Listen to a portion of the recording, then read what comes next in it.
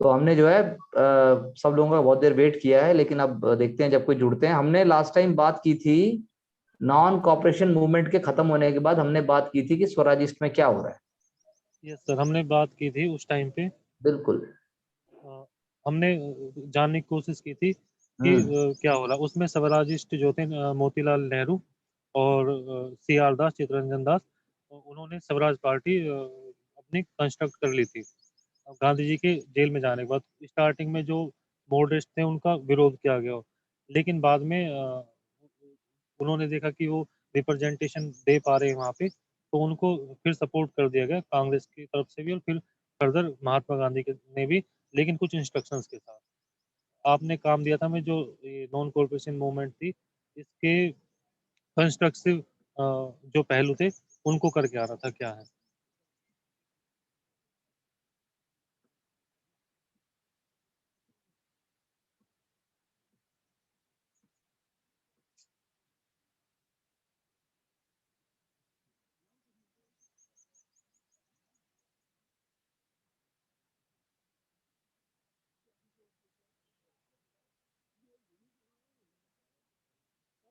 Hello hello, चुप हो जा थोड़ी देर। तो हमने ये सारी बातें कर ली थी, ठीक है जी। Yes sir. हमने सारी बातें कर ली थी, अब हमें ये देखना है कि और इस समय क्या हो रहा था। मैं एक बार बोर्ड को ओपन कर देता हूं।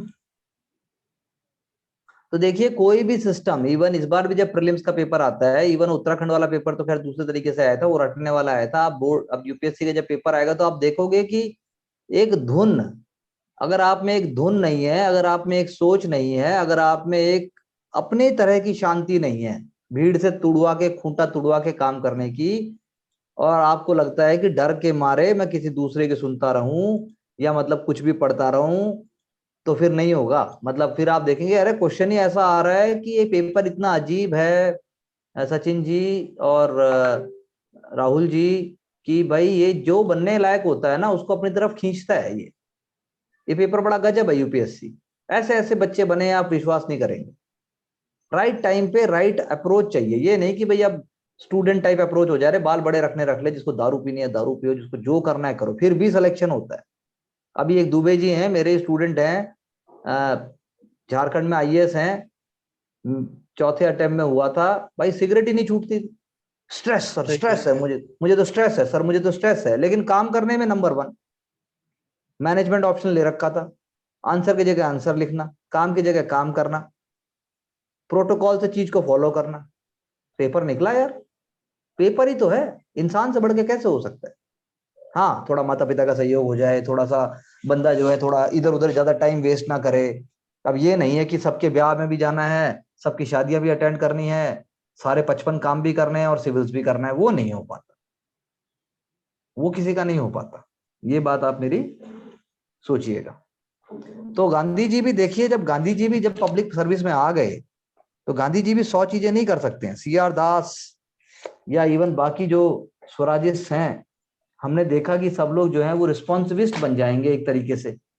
वो रिस्पॉन्सिविस्ट बन गए, वो जो है मतलब चीजों को नहीं समझ पाए और चीजें बदल गई। इसीलिए हम कहते हैं कि ये वाला फेज जो है वो बड़ा इंपॉर्टेंट फेज है। इस फेज के अंदर जो है आप ये लगा लीजिए कि इस फेज के अंदर जो है यूपीएससी आज ज्यादा क्वेश्चन अब पूछने लगा है। प्रीलिम्स, मतलब प्रीलिम्स में भी क्वेश्चन आते हैं और मेंस में भी आते हैं। तो हमने उस दिन बात की थी कि अगर हम कम्युनिज्म की बात करें, हमने उस दिन बात की थी कम्युनिज्म की बात करने पे, मैं स्क्रीन शेयर कर देता हूं एक सेकंड के लिए।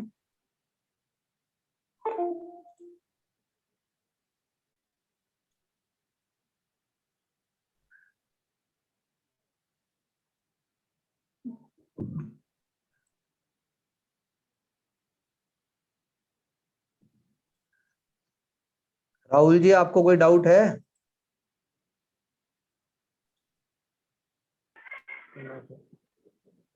है राहुल? समझ आ रहा है क्या हो रहा है दुनिया में? पक्का? राहुल, है समझ आ रहा राहुल है जी? दुनिया कितनी बुरी है समझ ना। आ रहा है? मैं यस सर। सर थोड़ा न्यू राहुल स्टूडेंट ये समझ आ रहा है आपको क्या हो रहा है? Yes sir. आपकी आवाज कट क्यों रही है? मेरी आवाज तो नहीं कट रही सचिन जी? अब नहीं कट रही सर, नो शुरू सर। में कटी थी बस। शुरू में तो एक बार वो शुरुआत होती है ना, तो अब जूम जो भी करे। तो देखिए पॉइंट ये, कम्युनलिज्म क्या है, हम पहले आज जरा ये देख लेते हैं। कम्युनलिज्म क्या है आखिर, चाहता क्या है कम्युनलिज्म? कम्युनलिज्म क्या है, यानी कि यूपीएससी जब आपसे क्वेश्चन देगा मेंस एग्जामिनेशन में या पीटी में भी, तो ऐसा देगा जिससे आपको कम्युनलिज्म के चैलेंजेस को समझने की बात की जाएगी, ना कि वो ये कहेगा भाई कम्युनलिज्म किससे बढ़ता है ये बताओ। नहीं, ऐसा कभी नहीं आएगा। यानी कि जो भी प्रश्न आएंगे पीटी और मेंस में, वो काउंटर फेटलिज्म होंगे वो। यूपीएससी पीसीएस में क्वेश्चन आते हैं फैटलिस्ट क्वेश्चंस, पीसीएस में फैटलिस्ट क्वेश्चन आते हैं, पर यूपीएससी में और प्रीलिम्स में और मेंस में फैटलिस्ट क्वेश्चन नहीं आते, वो एंटी फैटलिज्म आते हैं। जैसे अभी आपने मुझसे पूछा सचिन जी कि भाई आरटीआई का पूरा कमीशन पढ़ दिया, पूरा हमने पढ़ दिया, तो वो फैटलिस्ट एटीट्यूड है। वो आपने नीति आयोग की पूरी वेबसाइट रगड़ दी, लोग वो भी कर लेते हैं, पूरा पूरा कॉन्स्टिट्यूशन याद हो जाता है लोगों को, पूरा कॉन्स्टिट्यूशन याद है, पर पेपर नहीं निकलेगा। तो पेपर क्या चाहता है सर? पेपर चाहता है, कभी अगर आपकी किसी कलेक्टर से को आपने बात करते हुए देखा है, या किसी प्रशासनिक अधिकारी को अगर आपने देखा है, रियली में देखा है, आपने देखा है कोई प्रोजेक्ट देखा है, यदि आपने कोई कुछ देखा है, तो आप देखेंगे कि पेपर जो है बहुत संयम मांगता है, थिंकिंग मांगता है। वो ऑन द स्पॉट आप कैसे बिहेव करते हैं, और नॉलेज से ऊपर है वो, नॉलेज से ज्यादा खतरनाक चीज है वो। नॉलेज तो आदमी कैसे कर कुरा के कर ही लेता है, पेपर स्पीड मांगता है, पेपर स्पीड मांगता है, पेपर थिंकिंग मांगता है, पेपर डिलीजेंस मांगता है पेपर। इसीलिए ये मुश्किल है। मेरा एक स्टूडेंट है, मैं आप दोनों को बता दूं, अभी उसने वापस से बैंकिंग की जॉब ज्वाइन की, तो पहले जो काम वो 100% टाइम में करता था, वो काम वो 60% टाइम में कर रहा है। 60% टाइम उसके पास बच रहा है सेम काम करने के लिए। पेपर ऐसा ही चाहता है, मैक्सिमम आउटपुट आप मिनिमम टाइम में कैसे निकाल सकते। पेपर की अप्रोच यही है, और सिलेबस इतना बड़ा इसीलिए है ताकि नॉन सीरियस कैंडिडेट डिस्करेज हो जाए, वो प्रशासन में घुस ही नहीं पाएगा। इससे बड़ा प्रिपरेशन वर्ल्ड में किसी एग्जाम की है ही नहीं। 1.5 साल एक पड़ाव में लग जाता है, तो इतना ऐसा कोई एग्जाम दुनिया में है ही नहीं सिविल सर्विसेज के अलावा, दुनिया में नहीं है, मैं बता रहा हूँ। और सर ये 22-22 21 साल के लड़के लड़की बन जाते भाई हैं। वो यार वो 15-15 16-16 साल से लग जाते हैं सचिन जी, मान लो। उनके परिवार की वजह से, उनके एक्सपोजर की वजह से, एक्सपोजर किस टाइम पे उन्होंने क्या करना डिसाइड किया, इस वजह से निकालते हैं वो। तो मैंने लगा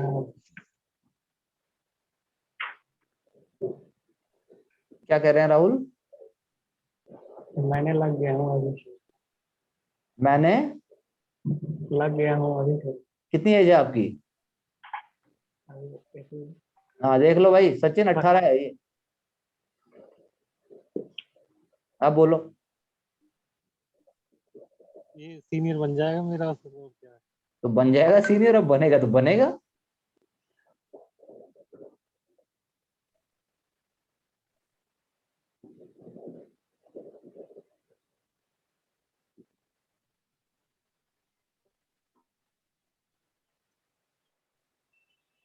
तो बात को समझिए, कम्युनलिज्म जो है, अब देखो जो बातें मैं आपको बता रहा हूँ सचिन जी, वो इसको 18 में सुनने को मिल रही हैं, आपको एक दूसरे पड़ाव में सुनने को मिल रही है, तो फर्क तो पड़ेगा ही। ये वाली बात है। लेकिन आप उम्र पे इन चीजों पे ज्यादा मत जाओ, कोई फर्क नहीं पड़ता, जिसको जो जब मिले बहुत अच्छा। क्यों राहुल? Yes sir. और क्या, सबकी अपनी जिंदगी। लाइब्रेरी में ही राहुल, हाँ यस सर।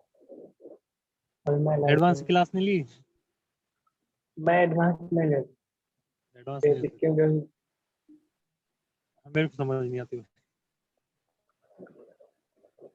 ओके तो सर। तो पॉइंट ये है कि भाई यानी कि आपका कम्युनलिज्म में एलिजेंस जो है, यानी आपकी सोच जो है वो एक कम्युनिटी के प्रति है, यानी उस कम्युनिटी के जो आइडियाज हैं, जो एथनिक उसके विचार हैं, आप बस उसी के बारे में सोचते हैं। जैसे अब एक लड़की ने कल बोल दिया अल्लाहू अकबर, क्योंकि लड़कों ने उसको मजबूर किया जय श्री राम बोल के, तो हमारे तालिबान के अल जवाहिरी वो उसको अपनी बातचीत में ले आए और उन्होंने उस लड़की की प्रशंसा भी कर दी, साथ में उन्होंने कह दिया हिंदू डेमोक्रेसी। ठीक है, चाहे गलती रेडिकल हिंदू की हो लेकिन गड़बड़ तो हो गई। ऐसे ही कम्युनलिज्म फैला ब्रिटिश टाइम में, यानी एक विचार के व्यक्तियों ने, एक रिलीजन के व्यक्तियों ने जब अपने कम्युनिटी की, अपनी आइडेंटिटी की, अपनी बात की, उन्होंने जय श्री राम के नारे लगाए और उन्होंने इसको इतना अधिक बढ़ा दिया, वंदे मातरम, भारत माता की जय, दुर्गा माता की जय, कि दूसरे धर्म, दूसरे विचार, दूसरे आइडियाज को कोई वैल्यू ही नहीं दी। तो उससे क्या बन गया, उससे दूसरी कम्युनिटी ने भी रिएक्शन दिया और उन्होंने जो है धर्म का जवाब धर्म से दिया और ब्रिटिश ने उसका फायदा उठाया साथ में। इसीलिए भारत में क्या था, कम्युनल ट्रायंगल। भारत में कम्युनल ट्रायंगल था। तो इसीलिए 1937 तक हम कहते हैं हिंदुस्तान में था लिबरल कम्युनलिज्म। क्यों लिबरल? क्योंकि अब तक मार काट नहीं बच रही है उसके नाम के ऊपर दिन रात। कम्युनलिज्म तो है लेकिन फिर भी चल जाता है। हिंदू महासभा, मुस्लिम लीग, एमए जिन्ना, अली ब्रदर्स, केलकर अपने अपने विचारों को प्रकट कर रहे हैं, लेकिन इतनी पोजीशन बहुत ज्यादा एकदम खराब नहीं हो गई है। 1928 के बाद तो खराब होनी शुरू हो गई थी, लेकिन ऐसा हाल नहीं था कि भारत का बंटवारा ही होगा। 1937 तक ऐसा नहीं था, लेकिन 1937 के बाद क्या हो गया, होस्टाइल हो गए रिलेशन। होस्टाइल रिलेशन मतलब आंख नहीं सुहाएगी, देखना नहीं चाहिए एक दूसरे को, यानी कंप्लीटली इनकम्पेटिबल हो गए दोनों पार्टीज, कंप्लीटली इनकम्पेटिबल। अब तक तो ये था कि मैंने हिंदू से भी बात कर ली, उन्होंने अपना गुस्सा दिखा दिया, मैंने मुसलमान से भी बात कर ली, उन्होंने अपना गुस्सा दिखा दिया, काम चल गया। 37 के बाद क्या हो गया, मैंने अगर उनका नाम भी लिया तो मेरी गर्दन हिंदू ने पकड़ी मुसलमान का नाम लेने से, और मुसलमान ने मेरी गर्दन फिर पकड़ी हिंदू का नाम लेने पे। यानी गांधी जी 1937 के बाद दोनों को दुश्मन है। हिंदुओं का इसलिए कि वो मुसलमानों का साथ देता है, और मुसलमानों का तो इसलिए कि भाई वो हिंदू है। ठीक है, लेकिन क्या कम्युनलिज्म सिर्फ रिलीजन इनटू पॉलिटिक्स है?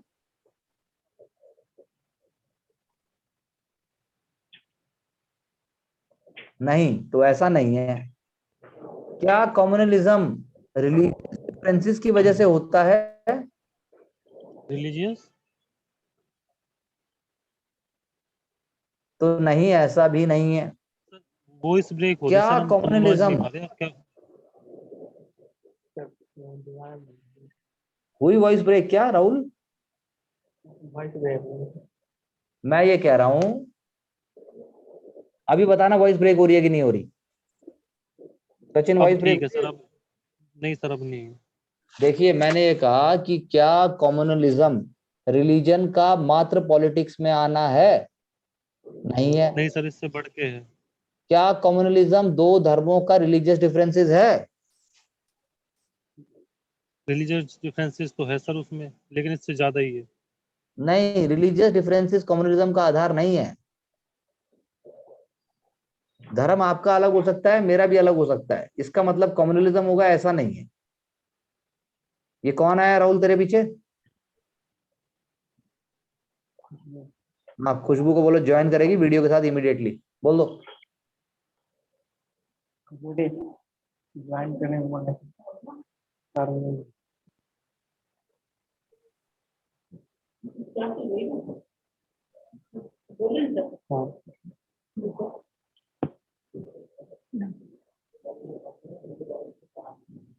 खुशबू जी, खुशबू जी,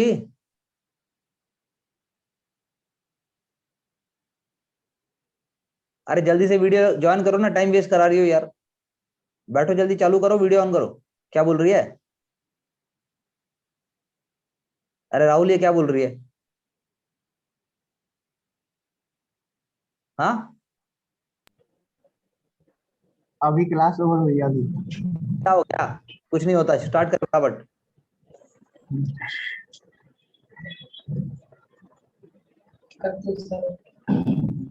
तो कम्युनलिज्म क्या भारतीय कम्युनिटी में हमेशा से था? क्या वो इंडियन सोसाइटी का पार्ट था? नहीं नहीं था, नहीं था।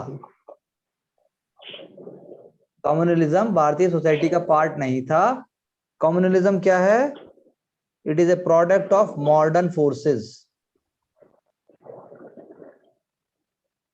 यानी अकबर के समय में, औरंगजेब के समय में कम्युनलिज्म था? तो नहीं था कम्युनलिज्म।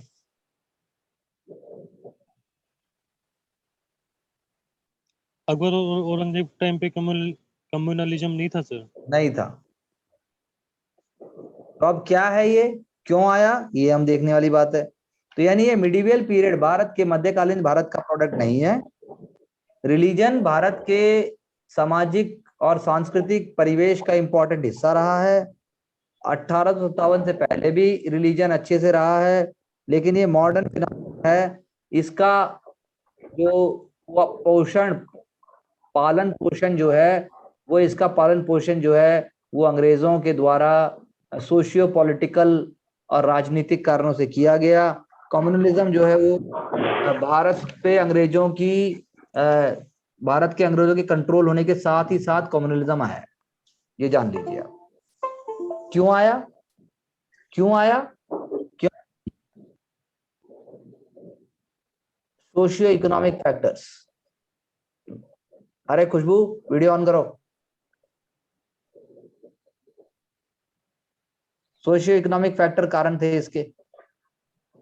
सबसे इंपॉर्टेंट कॉन्शियसनेस एंड अवेकनिंग, यानी कि कौन कितना अवेकन्ड है, कौन कितना जागृत है, इससे फर्क पड़ा। यानी कि हिंदू पहले जागृत हुए और मुसलमान बाद में जागृत हुए। अरे कितने सही करके आई हो तुम? हाँ, यस सर। उत्तराखंड में कितने सही करके आई हो? सर 50 होंगे सर। 50 तो बिना कोचिंग के भी हो जाते नहीं सर। हैं? हाँ जी सर। फिर ये एडवांस और सुपर एडवांस और सुपर प्लस प्लस एडवांस, क्या फायदा इनका? भाई 50 तो कोई भी, 50 तो रोहित सोते होते भी कराता। क्यों रोहित? खुशबू क्या लर्निंग आई, लर्निंग क्या हुई बताओ जल्दी, ताकि हम सीखें, जल्दी बोलो। सर मैं चीजों को बहुत ज्यादा लाइटली लेती हूँ, इतना ध्यान नहीं देती हूँ चीजों को बहुत ज्यादा लाइटली लेते हो तुम, तो वो वाली हो कि तुम तो वो वाली बात कर रही हो। क्या सर समझ मैंने जैसे चीजें पढ़ी आ रहा हवा में, क्या है मिलाया? ये ना गाना है ना, क्या है, कौन सा गाना है रोहित ये? ये जवानी है दीवानी मूवी का सॉन्ग। नहीं मूवी तो पता नहीं मुझे, गाना है ये कोई, ये ऐसा मजा क्यों आ रहा है, तूने हवा में क्या है मिला, ऐसा है ना, यही है ना खुशबू? Yes sir. तो तुम जो है लाइटली ले लेती हो चीजों को। अच्छा अच्छा, आप बहुत सीरियसली लोगी? जी सर। बहुत सीरियसली? फिर गड़बड़ हो जाएगी, अगली बार कहोगी मैं चीजों को ज्यादा सीरियसली लेती हूँ, फिर हमें एक और गाना बताना पड़ेगा। सर कैसे मतलब लाइटली एज इन हाथ से सहते रहे, मगर हम हंसते रहे, जीते रहे। फिर ऐसे हो जाएगा। हाँ, खुशबू बोलो, बोलो बोलो बोलो। अरे बोलो यार, तुम तो इमोशनल हो रही हो। तुम इंटेलिजेंट हो, पता है तुम्हें? नहीं हो इंटेलिजेंट? सर ठीक है सर, मतलब हुआ टेस्ट। कमाल हो गया, मैं सही बता रहा हूँ, तुम इंटेलिजेंट हो, मैं मजाक नहीं करता इन चीजों में। तुम अपने आप को पहचानो और ठीक से काम करना शुरू करो। यस हाँ सर बिना बहुत ठीक। सारे बच्चे देने भी नहीं गए एग्जाम। हाँ क्या रोहित, क्या बात कर रहा है, क्यों? नहीं में सर बहुत सारे बच्चे नहीं गए देने एग्जाम। अच्छा फिर? वो एग्जाम तो दे के आई है। वाह, चल भाई ताली इसी बात पे। I am proud of her. देखो खुशबू, सुनो मेरी बात ध्यान से, तुम्हारी सिंसियरिटी में प्रॉब्लम नहीं है क्या? सिंसियरिटी में एग्जाम को तो लाइट ही लेना है क्या? लाइटली लेना है। हाँ एग्जाम को तो लाइट ही लेना है, तभी निकलेगा ये। हैवी नहीं है एग्जाम, तो खुद को स्मार्टली लेना है। जी सर। क्या पढ़ रही हूँ, क्यों पढ़ रही हूँ, कहाँ पढ़ रही हूँ, कैसे पढ़ रही हूँ, कौन पढ़ा रहा है, क्यों पढ़ा रहा है, क्या पढ़ना है, नहीं पढ़ना है, कैसे पढ़ना है, ये सब क्लियर होना चाहिए। ये नहीं कि भाई कुछ भी चल रहा है जी, पढ़े जा रहे हो पढ़े जा रहे हो पढ़े जा रहे हो। Yes sir. You should be driven by your mind. क्या? नहीं नहीं कोई बात नहीं। तो क्या निकला, मतलब कुल मिला के क्या निकला खुशबू? अरे फिर चलेगी सर यही आप हैं सर। हैं? सर यही हूँ सर, यही हूँ। नहीं तो क्या निकला, निष्कर्ष तो बता दो 2 लाइनों में।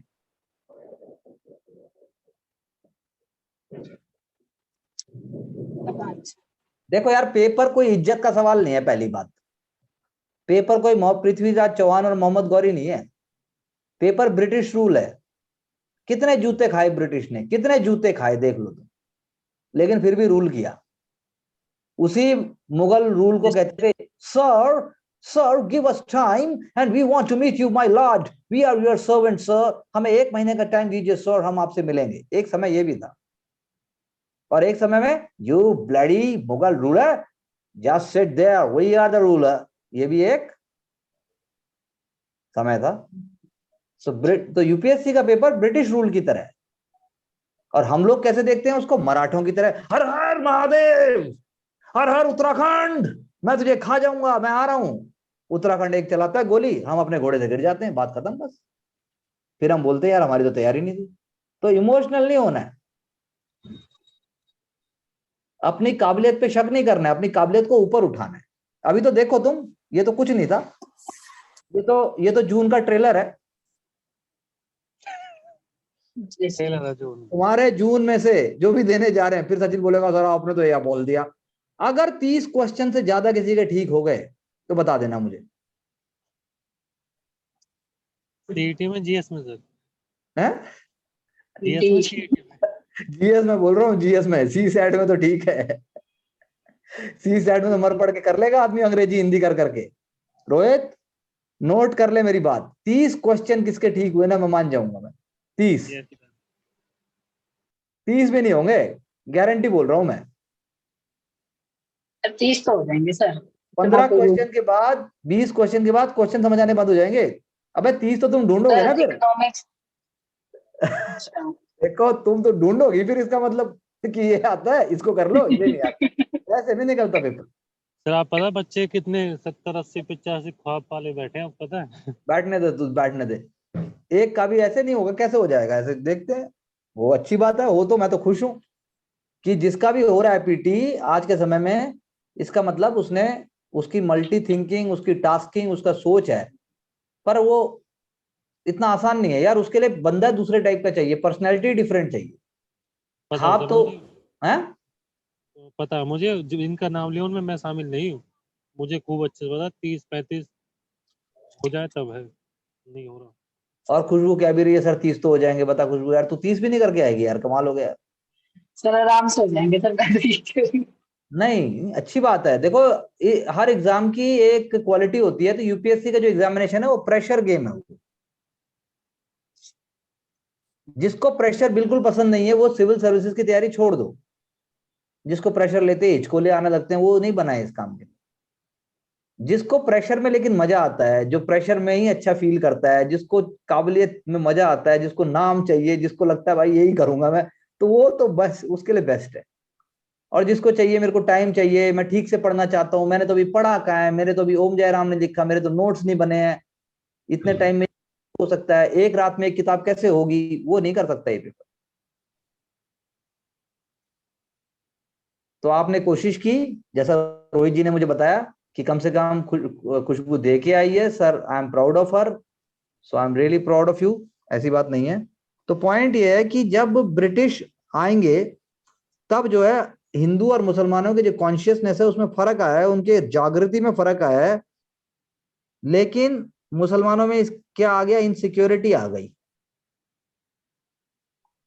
राजा राम मोहन रॉय पहले भारतीय हैं, वो पहले जागे हैं।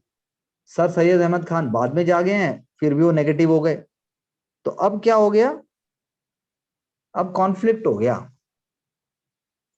कॉन्फ्लिक्ट हो गया कि एरिस्टोक्रेसी जो रुतबा है वो समाज में किसके पास रहेगा, क्योंकि पहले तो मुसलमानों के पास था। पहले मुगल टाइम में कौन है, मुगल टाइम में आपके मुसलमान हैं, जो एरिस्टोक्रेटिक क्लास हैं, वही अपर क्लास हैं, ठीक है। लेकिन अब हम तो है नहीं, आप समझे। तो ये सोच सोच कर और यही प्रॉब्लम होने से there will be a problem, और ये प्रॉब्लम धीरे धीरे आगे बढ़ती चली जाएगी। इस प्रॉब्लम के ही आगे बढ़ने से आप लगा लीजिए हमारी दिक्कतें बढ़ती चली जाएंगी। तो कम्युनलिज्म क्या है, कम्युनलिज्म का जो फर्स्ट एक्सप्रेशन है वो है मिडिल क्लास के एस्पिरेशन। उन सोशल सर्कमस्टेंसेस में जब अपॉर्चुनिटीज ज्यादा नहीं थी, इसीलिए कम्युनलिज्म आएगा।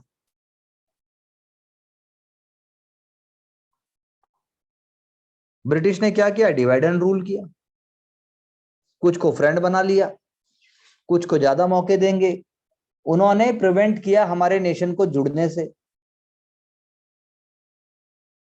लेकिन ब्रिटिश ने क्या बोला कि सारी पॉलिटिकल पार्टीज, सारे लीडर्स आपस में जो है लोगों का आपस में वो नहीं है, आपस में लोगों का जुड़ाव नहीं है।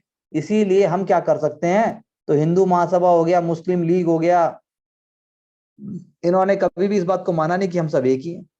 दूसरा, ब्रिटिश ने क्या किया, ब्रिटिश ने किया सेपरेट इलेक्टोरेट्स।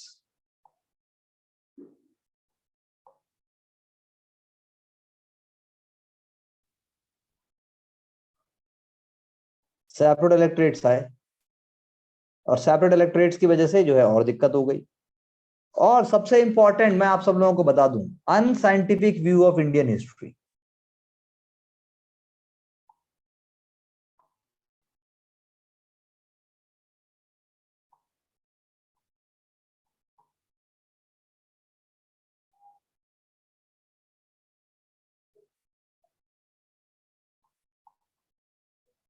अनसाइंटिफिक हम क्यों बोल रहे हैं कि भाई वो उन्होंने कर दिया, पहला हिंदू राज था, फिर मुसलमान राज था, अब ब्रिटिश राज है, तो यानी एक रूल करेगा, एक रूल होगा, एक हीरो होगा, एक विलेन होगा। और क्या हुआ उसके अलावा, जैसा हमने पहले बताया, रिवाइवलिज्म की वजह से भी, रिवाइवलिस्टिक टेंडेंसीज की वजह से भी ये प्रॉब्लम आई। यानी मुसलमान क्या चाहते हैं, दारुल इस्लाम।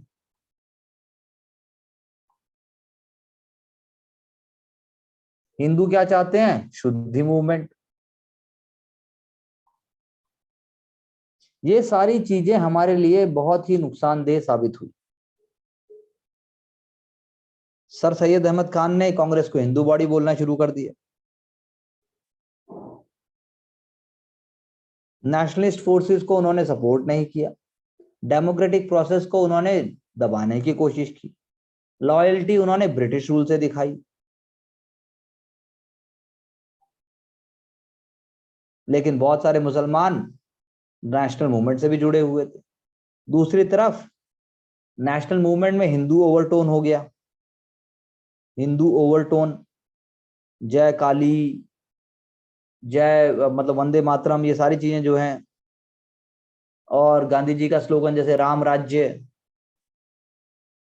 तो ये बात नहीं जमी।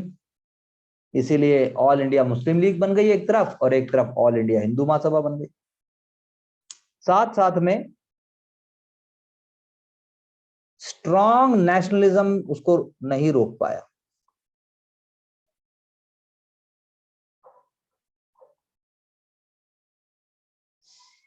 और अगर हम बात करें, मुझे एक इवेंट का नाम बताइए आप सब लोग, खुशबू जी वीडियो ऑन कीजिए, बताइए कि सबसे पहला कौन सा इवेंट है जिससे हमें पता लगता है कि ब्रिटिश जो है कम्युनलिज्म को बढ़ा रहे थे।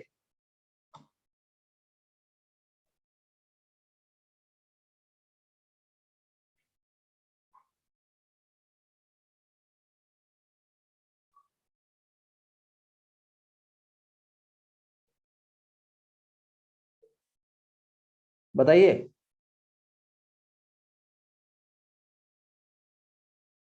हाँ,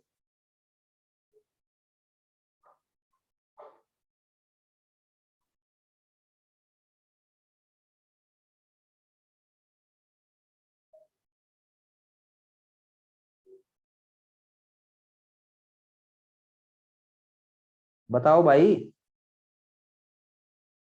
क्या बताना सर? एक ऐसे इवेंट का नाम बताइए, खुशबू जी वीडियो ऑन कीजिए, जिसमें आपको ये बताना हो कि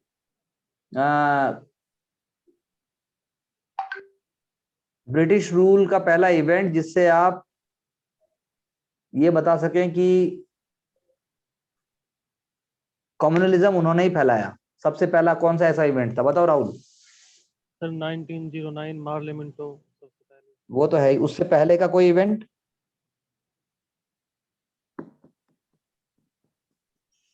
आप ट्रेवल कर रहे हैं खुशबू जी? यस सर, पापा आ गए थे लेने के लिए। ओके, हमारा नमस्कार कहिएगा।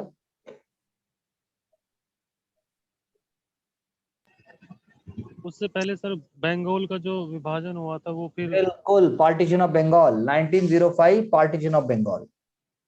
उसमें भी था सर, क्योंकि उन्होंने एक माइनॉरिटीज बना दी थी एक तरफ, बोथ साइड, उसमें लिंग्विस्टिक बेसिस पे भी किया था और कम्युनलिज्म पे भी किया था।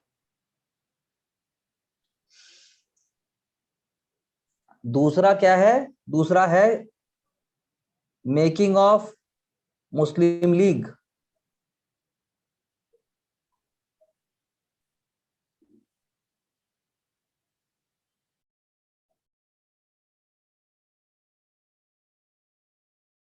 जिसको कहते हैं कमांड परफॉर्मेंस, जिसको कहते हैं कमांड परफॉर्मेंस। यानी ऑल इंडिया मुस्लिम लीग जो बना वो भी ब्रिटिश ने अपने फायदे के लिए ही बनाया, और उससे भी हमारे डिवीजन में बहुत ज्यादा मतलब वो हुआ। लेकिन 1913 से 1923 तक मुस्लिम लीग जो है वो नेशनलिस्ट के उसी में रही थी।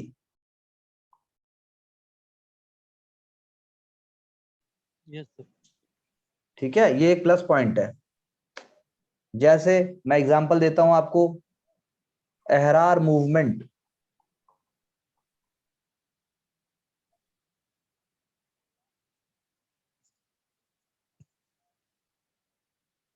उन्नीस सौ 10,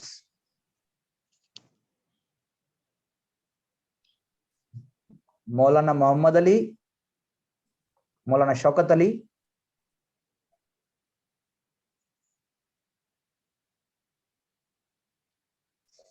मजहरुल हक,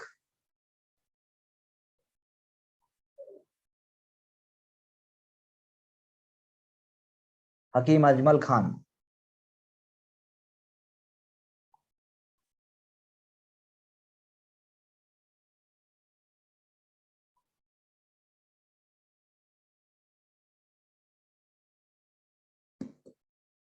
सेपरेट इलेक्टोरेट्स तो हमने बोल ही दिया। लेकिन जब हम हिंदू महासभा की बात करते हैं तो पहले क्या बना? पंजाब हिंदू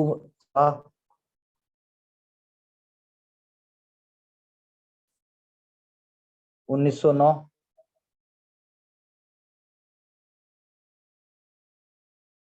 लाला लाजपत राय,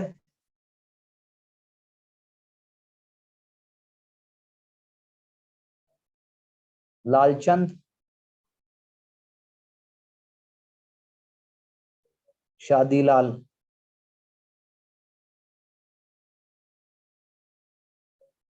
इसके फर्स्ट सेशन के प्रेसिडेंट कौन थे? पंडित मदन मोहन मालवीय।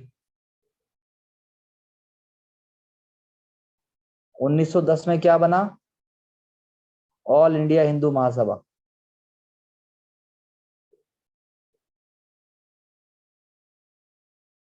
1915 में क्या हुआ?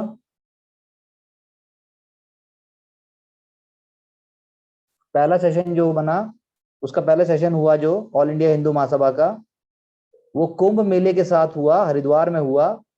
उसके प्रेसिडेंट कौन थे? महाराजा ऑफ कासिम बाजार।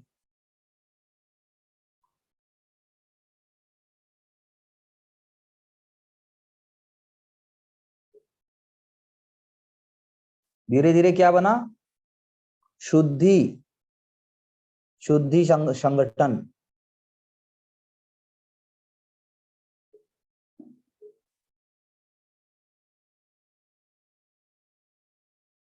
अखंड हिंदुस्तान।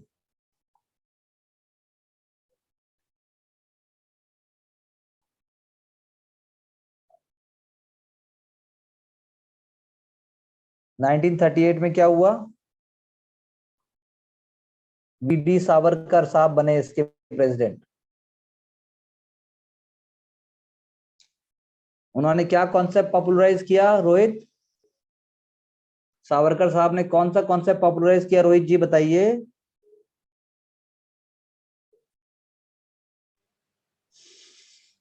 अभिनव भारत। नहीं, वो तो उन्होंने पहले 1905-6 में बना ही दिया था। 1930s की अगर हम बात करें तो उन्होंने कौन सा कॉन्सेप्ट पॉपुलर किया सावरकर साहब ने, जो आज भी हम कई बार यूज करते हैं? हिंदुत्व की बात करते हैं सब वो इस टाइम पे। हैं? हिंदुत्व की बात वीर सावरकर ही हाँ, करते हैं। हिंदुत्व की बात करते हैं तो हिंदू राष्ट्र की बात करते हैं। हिंदू राष्ट्र की बात करते हैं। और उनके बाद उनकी बातों को किसने आगे बढ़ाया? डॉक्टर श्यामा प्रसाद श्यामा मुखर्जी। प्रसाद मुखर्जी। तो हिंदू महासभा ने हिंदू राष्ट्र की बातों को और कड़े से प्रस्तुत किया। उससे मुस्लिम लीग जो है और ज्यादा कम्युनल हो गई, उसने और ज्यादा कम्युनलिज्म का पॉइजन फैलाया। और हिंदू महासभा, अकाली दल, ये सभी फिर जो है निकल के आए अपने अपने धर्म की रक्षा के लिए, अपने अपने कम्युनिटी की रक्षा के लिए। तो कम्युनलिज्म कोई एक वो नहीं है। लेकिन अगर हम लखनऊ पैक्ट की भी बात करें जो हमने पढ़ा था, तो कांग्रेस ने जो है सेपरेट इलेक्टोरेट स्वीकार कर लिए,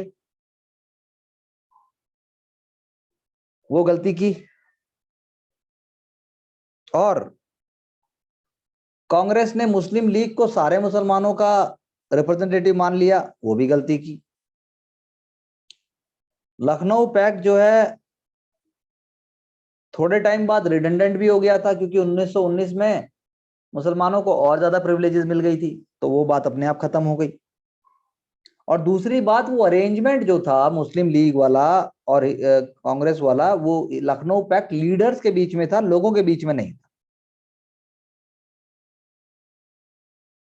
वो लोगों के बीच में नहीं था, वो सिर्फ लीडर्स के बीच में था। लेकिन फिर भी दिक्कत तो हुई। खिलाफत और नॉन कॉपरेशन आया, जो हमने बात की। नेशनलिज्म आगे बढ़ा, हिंदू मुसलमान जुड़ के आगे बढ़े। लेकिन जब नॉन कॉपरेशन खत्म हो गया तो कम्युनल राइट्स फिर से शुरू हो गए। यूपी में ही हुए बहुत ज्यादा दंगे। उसके बाद जो है हिंदू महासभा जो है रिवाइव हो गई दंगों के बाद। स्वराजिस्ट भी जो है वो डिवाइड हो गए, जैसे मैंने कहा था, धर्म के आधार पे। आरएसएस भी 1925 में ही बना। राष्ट्रीय स्वयंसेवक संघ कब बना? 1925 में बना है वो, 1925 में। मुसलमानों के भीतर कैसी मूवमेंट बनी? जैसे यहाँ शुद्धि है, वहां बना तबलीग और तंजीम।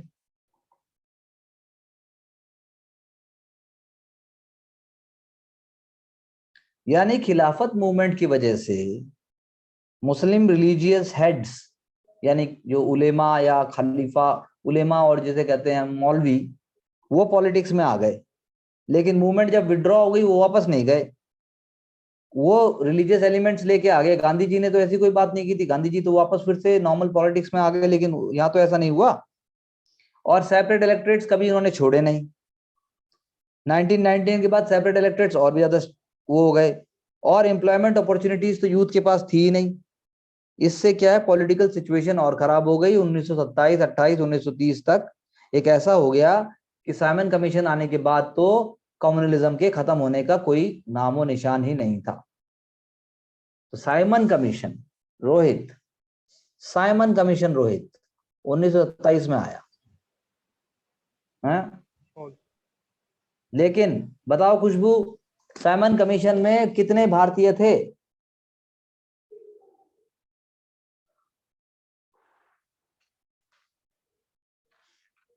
अरे खुशबू जी, Sachin ji, hello, Simon commission में कितने भारतीय थे? तो जीरो। कोई जीरो। भारतीय नहीं था सर साइमन कोई कमीशन। मेंबर नहीं था सर। क्यों नहीं था खुशबू, कोई भी मेंबर?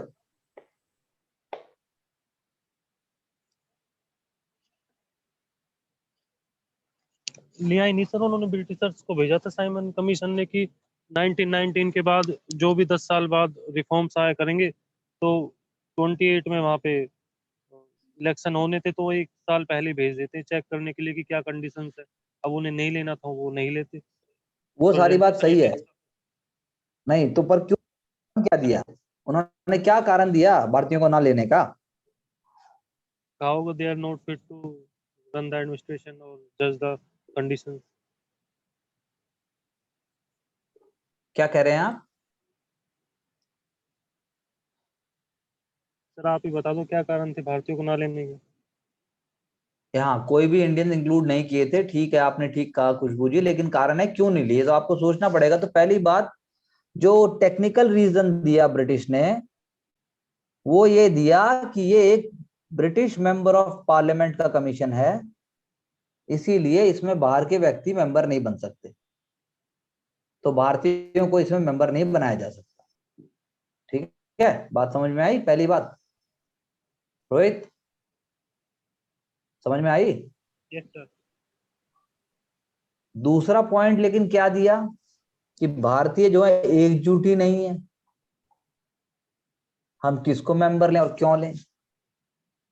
और तीसरा, भारतीयों को ह्यूमिलेट तो करना ही करना था, इसीलिए 1927 में जो है दिल्ली प्रपोजल्स नाम की एक बात रखी गई। मैं सारा बता रहा हूं आपको, समझ लीजिए। दिल्ली प्रपोजल नाम की बात रखी गई, जिसमें कांग्रेस और मुस्लिम लीग साथ में बैठे और उन्होंने ब्रिटिश के सामने कॉमन डिमांड रखी, यानी कि जिन्ना उस सेशन के प्रेसिडेंट थे, और सभी लीडर्स ने डिसाइड किया कि हमें सेपरेट इलेक्टेड्स नहीं चाहिए, और लीग ने भी एग्री कर लिया कि हमारे 4 प्रपोजल हैं, अगर वो मान लिए जाएंगे तो हमें सेपरेट इलेक्टेड्स नहीं चाहिए। दिसंबर में जब कांग्रेस का सेशन हुआ तो कांग्रेस ने भी रेजोल्यूशन को मान लिया, लेकिन मुस्लिम लीग के अंदर ही जो है स्प्लिट हो गया कि हम सेपरेट इलेक्टेड छोड़ें कि नहीं छोड़ें। जो उसका रेडिकल एलिमेंट था मुस्लिम लीग का, उसने बोला हम नहीं छोड़ेंगे, और हिंदू इधर से हिंदू महासभा, और हिंदू महासभा ने भी मना कर दिया कि भाई हम जो है उनकी कोई डिमांड भी नहीं मानने वाले। एक तरफ हिंदू महासभा ने मना कर दिया, एक तरफ मुस्लिम लीग के एक धड़े ने मना कर दिया, इससे सिचुएशन वर्स हो गई और इनकम्पेटिबिलिटी बन गई, इससे कॉम्प्लिकेशन बढ़ गए, फ्रस्ट्रेशन बढ़ गई, यूनिटी का कोई चांस नहीं था। और फाइनली जो नेहरू रिपोर्ट थी, मोतीलाल नेहरू रिपोर्ट, वो जो है रिजेक्ट कर दी मुस्लिम लीग ने, क्योंकि उनकी सारी बातें उसमें नहीं रखी गई थी। तो जिन्ना ने नेहरू रिपोर्ट को रिजेक्ट कर दिया और उसने कहा, आप कहाँ हैं रोहित जी? सर क्लास में बैठा हूँ आज। तो तू अगल बगल में क्या देख रहा है बे? नहीं सर, वो शशांक कौन? सर आए थे ना एकदम क्लास में, अच्छा, मैं भी तो उस सोचूं क्या तरफ। देख रहा है। नहीं sir, parting of ways, parting of ways, यानी कि जिन्ना ने कहा भाई हमारे रास्ते अलग और आपके रास्ते अलग, यानी जो आज तक हिंदू मुस्लिम यूनिटी का एम्बेसडर था, अब वो कहता है कि भाई सबके रास्ते अलग हो गए। इसीलिए जिन्ना वापस गया, सेपरेट इलेक्टोरेट्स को उसने माना, और उसने अब उसके बदले में क्या दिया, 14 पॉइंट्स, कि मेरा ये 14 पॉइंट मानोगे तो कुछ बात होगी, नहीं तो नहीं होगी। फायदा किसका हुआ? इस सारे प्रकरण से सबसे फायदा ज्यादा किसका हुआ? ब्रिटिशर्स को। बिल्कुल ब्रिटिशर्स को हुआ। तो और सबसे बड़ी बात क्या हुई, अब कम्युनलिज्म क्या कहोगे आप 1928-29 के बाद, कम्युनलिज्म क्या बन गया है अब सचिन? Yes sir. कम्युनलिज्म अब क्या बन गया है? सर वो अब जो लिबरल कम्युनलिज्म था उससे पार करके और अपने उसमें टिपिकल कम्युनलिज्म में एंटर करता जा रहा है सर। बिल्कुल करता जा रहा है, लेकिन इसको कहेंगे क्या हम, ये बन गया मास फोर्स। आज तक जनता तक नहीं पहुंचा था ये, अब कहां पहुंच गया? मास फोर्स इससे पहले मास फोर्स लीडर्स बन में ही गया। था, बट अब जनता में भी, पब्लिक में भी हाँ जाने लगा। बिल्कुल, जनता में परकुलेट कर गया। जैसे कि आप देख लो कर्नाटक के अंदर देख लो, वो जो अभी चल रहा है, ऐसे मुद्दे उठने नहीं चाहिए किसी को भी कोई कार्य करने के लिए। दिल्ली में भी इनफैक्ट अभी बात हो रही थी, साउथ दिल्ली म्युनिसिपल कॉर्पोरेशन सबको ऑर्डर दे रहा है कि नवरात्रों में जो है आप मीट नहीं बेचोगे। अरे तो भाई मुसलमान भी हैं, क्रिश्चियन भी हैं, आप मंदिर के आसपास मत बेचिए, आप गलत मत करिए, आप दूसरे के सेंटीमेंट का ध्यान रखिए, लेकिन जिसको जो करना है करे। लेकिन रुक सकते हैं सर वो कुछ दिन, उसमें क्या? हाँ रुक सकते हैं वो कुछ दिन, उसमें क्या है? देखिए, आप उसको सिर्फ नॉनवेज मत देखो ना, आप समाज के पूरे प्रक्रिया के हिसाब से देखिए। मतलब कि मैं ये नहीं कह रहा कि नॉनवेज और वेज अच्छा है, या, लेकिन सिस्टमेटिक अप्रोच से होना चाहिए। अगर ऐसा ही बात है तो जो डेली वर्कर है उसको कंपनसेशन दो। और क्या वो सर किसी, उससे भी तो देखो ना, अगर कोई जो लोग काफी ज्यादा स्पिरिचुअल रहते हैं, मतलब कि ऐसी एक्टिविटीज में रहते हैं, तो उनकी फिर धार्मिक भावना भी तो आहत होती है ना। नहीं नहीं तो कौन कह रहा है उनको कि आप उनके वहां पे दुकान पे जाओ? हाँ ये भी ठीक है। और सर अगर 9 डेज के लिए अगर ये नॉन वेज पूरा बंद कर देंगे तो इकोनॉमिकली इफेक्ट भी पड़ेगा इंडिया के ऊपर। नहीं देखो, इकोनॉमिक तो चलो छोड़ो, इकोनॉमिक चलो बात की बात है, देश में हर कोई आदमी इकोनॉमिक की बात नहीं कर रहा कि भाई लोग बोलते हैं, लेकिन माई पॉइंट इज कि होना चाहिए। आप ठीक कह रहे हैं सचिन जी, लेकिन सिस्टमेटिक अप्रोच से होना चाहिए, ये कोई बहुत लिबरल अप्रोच नहीं है। हमारे यहाँ तो भगवान भी मतलब काली माता हो गए, उसके बाद जो है काल भैरव से लेकर हमारे यहाँ तो सब चला है यार। हमारे यहाँ तो एंशियंट टाइम से लेकर पूरा बहुत ही गजब रहा है हमारा कल्चर। तो हम कब से इतने संकीर्ण विचारधारा हो गए? हम नहीं है ऐसे, हम लोग तो बहुत लिबरल है, बहुत ब्रॉड है। हाँ, जबरदस्ती ना किया जाए किसी के धर्म को कुछ, वो गलत है। तो आपका उसके बारे में क्या कहना है सचिन जी, जो कर्नाटक में हो रहा है? हिजाब का? हिजाब ही कह लीजिए। स्कूल में तो देखिए, स्कूल की जो ड्रेस होनी चाहिए, स्कूल की ड्रेस होनी चाहिए। स्कूल की पर, होनी चाहिए सर वो। पर हाई कोर्ट ने जो बोला कि वो नॉन एसेंशियल है, इसके बारे में आपका क्या कहना है? सर मैं समझ नहीं पाया सर इस चीज को अच्छे से, मतलब क्या ठीक रहेगा इसमें। जितना मुझे समझ आता है उतना तो ये कि स्कूल ड्रेसेज ही प्रीफर करनी हाँ, चाहिए। वो स्कूल ड्रेस का ही है, वो तो वही होना चाहिए। चलिए कोई बात नहीं, फिर कभी पॉलिटिक्स का पॉइंट है ये, पॉलिटी के सब्जेक्ट से रिलेटेड है, लेकिन बाद में बात करेंगे। तो हुआ क्या, अभी कम्युनलिज्म मास फोर्स बन गया, और सिविल डिसोबीडियंस मूवमेंट में भी इतने मुसलमान पार्टिसिपेट नहीं करेंगे, कुछ नेशनलिस्ट करेंगे, जैसे खुदाई खिदमतगार।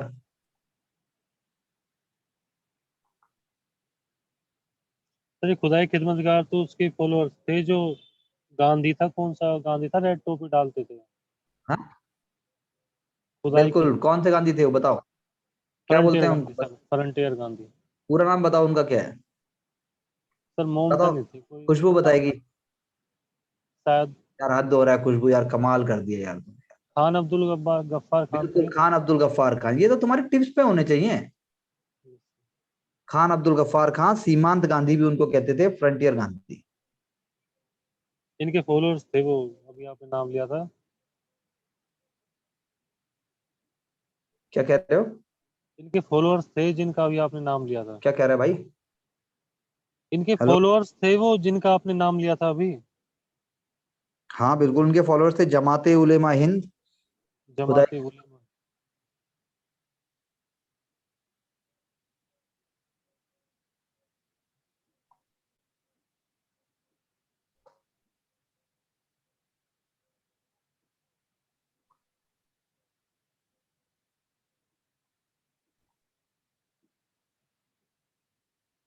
जमाते उलेमा हिंद। कुलदीप जी कोई डाउट?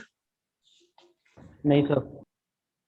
और सर ये जो खुदाई खिदमतगार थे और ये जमेला, वो क्या नाम बता रहे जमाते आप? जमाते उलेमा हिंद जमाते उलेमा हिंद, ये दोनों एक ही थे या अलग अलग ब्रांचेस थे अलग या? अलग हैं, दोनों अलग अलग चीजें हैं, लेकिन दोनों नेशनलिस्ट हैं।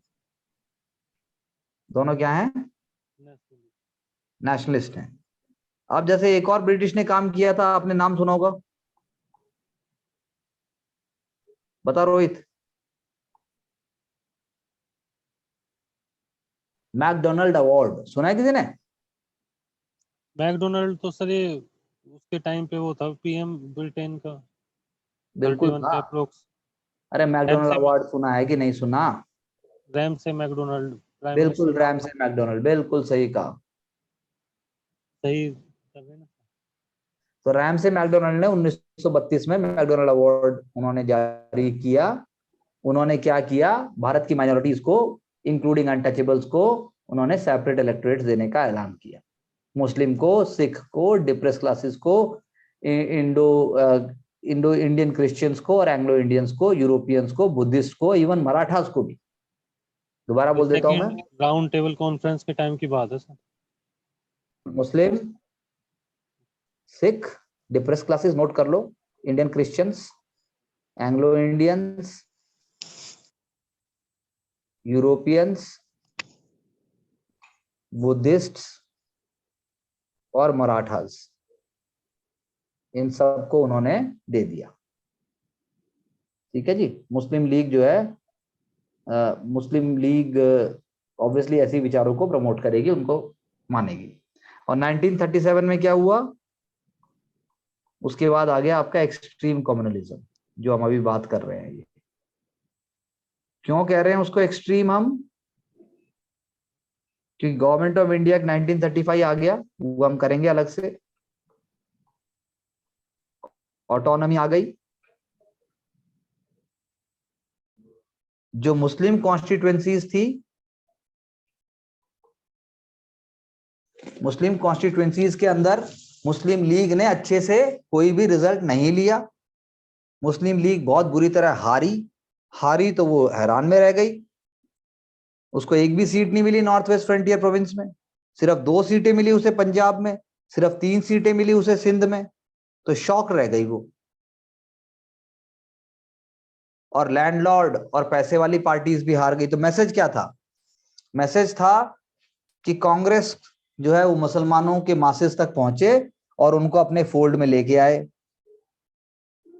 और अगर वो ऐसा करती है तो मुस्लिम लीग को भी वो जो है कंप्लीटली इलेक्शन रिजल्ट से हरा सकती है। और मुस्लिम लीग के लिए क्या मैसेज था कि अगर वो इलीट बनी रहेगी तो वो जो है मुसलमान में अपनी मासेस में बेस क्रिएट नहीं कर पाएगी। और लैंडलॉर्ड और मनी लैंडर को क्या मैसेज मिला कि भाई अगर हमने कम्युनलिज्म का साथ नहीं दिया तो हमारा तो अस्तित्व ही खत्म हो जाएगा। इसीलिए जिन्ना ने 1937 के बाद एक मैसिव कैंपेन चालू किया और लीग को उन्होंने प्रमोट करना शुरू किया। कांग्रेस ने जो है ये बोला लीग मेंबर्स को कि अगर आपको कांग्रेस का मेंबर बनना है तो प्लेज लो और आप हमारे साथ जुड़ जाओ। लेकिन जिन्ना ने ऐसा होने नहीं दिया और धीरे धीरे उन्होंने ये बोलना शुरू किया कि मुसलमान डेंजर में है, मुसलमान माइनॉरिटी है, हिंदू और मुसलमान 2 सेपरेट नेशन हो सकते हैं। 1940 तक हमारे जिन्ना साहब ने ऐसा बोलना शुरू कर दिया। 1938 में लीग ने कमेटी बनाई, पीरपुर, ये बहुत इंपॉर्टेंट है, पीरपुर, राजा ऑफ पीरपुर के नाम से है ये।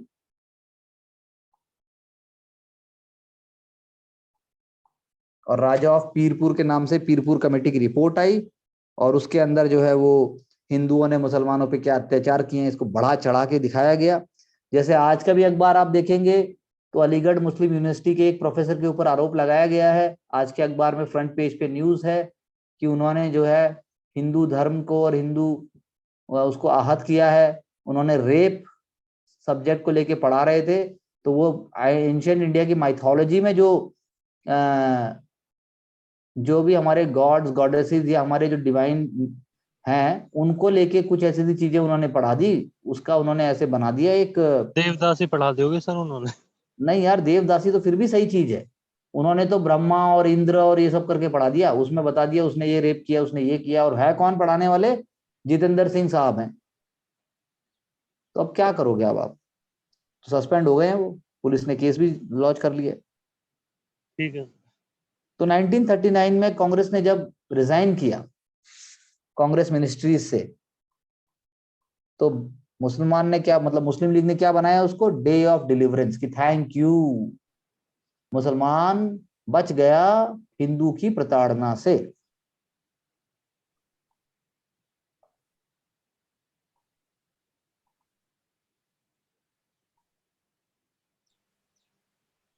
सर वैसे आजकल निष्पक्ष होना भी मतलब एक पक्ष का साथ देना हो गया। आपकी आवाज ब्रेक हो रही है। मैं कह रहा हूँ सर कि आजकल निष्पक्ष होना भी मतलब चीजों को जैसी हुई थी वैसे ही बोलना भी एक पक्ष का साथ देना हो गया सर। देखिए आप किस तरीके से आप बोल रहे हो, किस कॉन्टेक्स्ट में बोल रहे हो, ये इंपॉर्टेंट है। निष्पक्ष तो रहिए, लेकिन कम से कम एक पक्ष तो बोलिए, ठीक से बोलिए। अब उन्होंने जिस तरीके से लिखा हुआ था उस स्लाइड में वो गलत है। अच्छा। हाँ, आप सीधा लिख रहे हो इंद्र ने ये कर दिया और उसने उसको ये कर दिया, रेप इन हिस्टोरिकल इंडिया, ये कोई, अरे आप उस समय ये शब्द का प्रयोग कैसे कर सकते हो? रेप एक अंग्रेजी शब्द है, उसका हिंदी और हमारे कल्चर से कॉनोटेशन से पूरा लेना देना नहीं है। उसे जस्टिफाई नहीं कर रहा सर मैं। हाँ तो गलत क्या होगा उसने, मैं वैसे पूछ रहा हूँ। अगर बैठते हैं बातचीत करते हैं कहीं तो थोड़ा अगर बोल जाए खिलाफ तो लोग सुनते नहीं है। हाँ बिल्कुल, हाँ ये मैं मानता हूँ किसी आपकी बात। पॉलिटिकल पार्टी के, ये कह रहा हूँ। हाँ, किसी भी पॉलिटिकल पार्टी का नहीं सुनते आजकल तो। हाँ, वो तो समय बदल गया है। तो 1940 में टू नेशन थ्योरी आ गई और जिन्ना ने फिर उसको आगे बढ़ा दिया, कम्युनलिज्म को मास फोर्स बना दिया। और पाकिस्तान की मूवमेंट की जो हम बात करते हैं, 1930 में पहली बार बात हुई थी, मोहम्मद इकबाल साहब ने कहा था, वही मोहम्मद इकबाल जिन्होंने एक समय में कहा था सारे जहां से अच्छा हिंदुस्तान हमारा। दूसरी लाइन क्या है इसकी? हम बुलबुले हैं इसके, ये गुलिस्तान हमारा। उन्होंने कहा था ये। अब 1930 में क्या कह रहे हैं कि एक सेपरेट मुस्लिम स्टेट होना चाहिए। 33 में रहमत अली नाम के विद्यार्थी ने,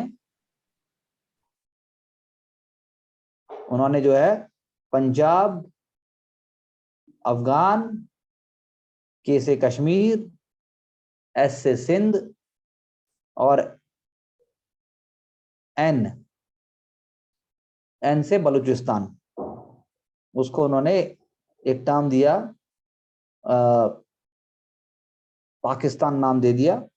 और 1940 में जैसा हमने कहा पाकिस्तान रेजोल्यूशन पास हुआ और ये हमारा पूरा कॉन्सेप्ट इससे पूरा हो जाता है। गांधी जी का क्या मानना था इसमें, ये भी जान लीजिए।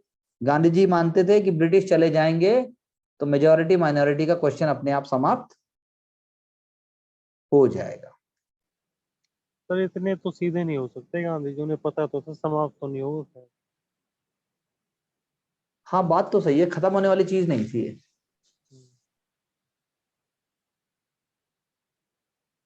या फिर वो भी इस मूड में थे कि अगर सेपरेट नहीं करते तो फिर लोग, ये दोनों पार्टी इंडिपेंडेंस के लिए तैयार नहीं होंगी, इसलिए उन्होंने नहीं, बंटवारा भी।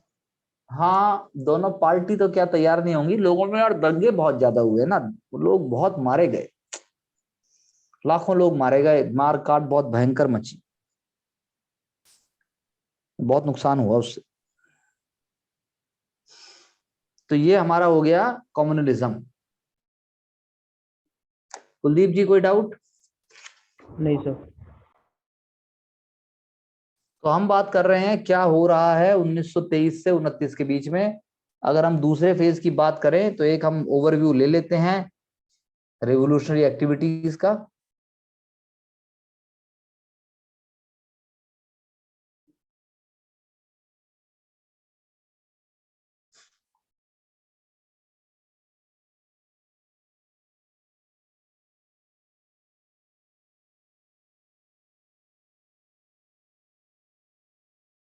एनसीएम के टाइम पे गांधी जी और सीआर दास ने बहुत सारे लीडर से कहा कि भाई आओ और एनसीएम ज्वाइन करो, और बहुत सारे जो रिवोल्यूशनरीज ने लड़ाई और ये सब छोड़कर एनसीएम भी ज्वाइन कर लिया था। लेकिन जैसे ही एनसीएम का विड्रॉल हुआ तो गांधी जी ने जैसे ही विड्रॉल किया उसके बाद जितने पुराने रिवोल्यूशनरी लीडर्स थे उन्होंने अपनी ऑर्गेनाइजेशन दोबारा से रिवाइव कर ली और नए लीडर्स भी इमर्ज हुए, जैसे सुखदेव, भगवती चरण वोरा,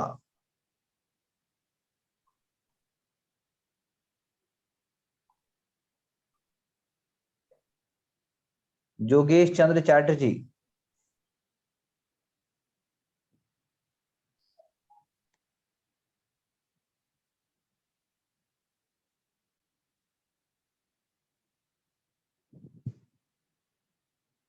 ठीक है। युगांतर एक बॉडी थी जिनका नाम हम लिख चुके हैं पहले ही, युगांतर युगांतर, उसका रोल भी था चिट्टगांग आर्मरी रेड।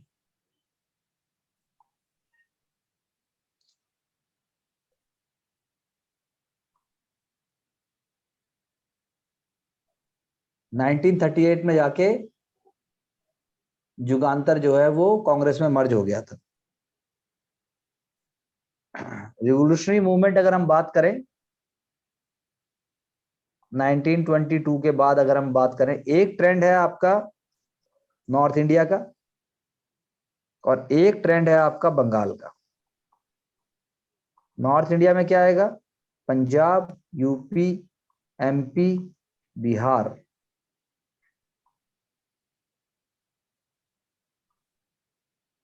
ठीक है, दोनों में ही रिवोल्यूशनरी एक्टिविटीज जो है वो इंडिविजुअल हीरोइज्म और रिलीजियस नेशनलिज्म से अलग हट गई।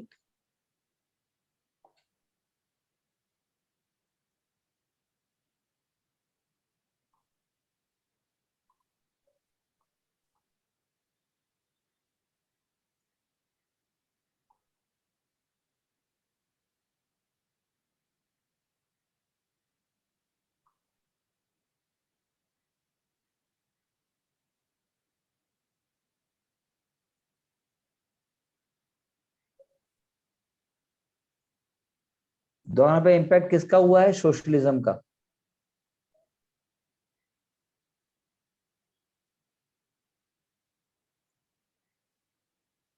और रशियन रिवॉल्यूशन का।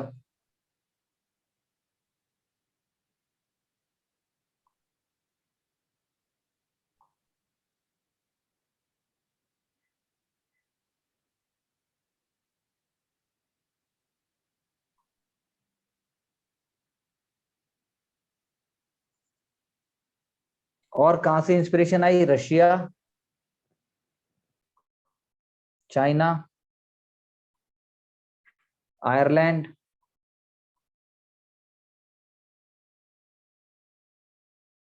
टर्की,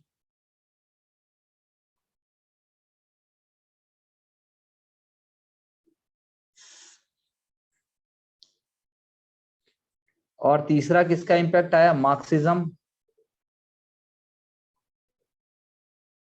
सोशलिज्म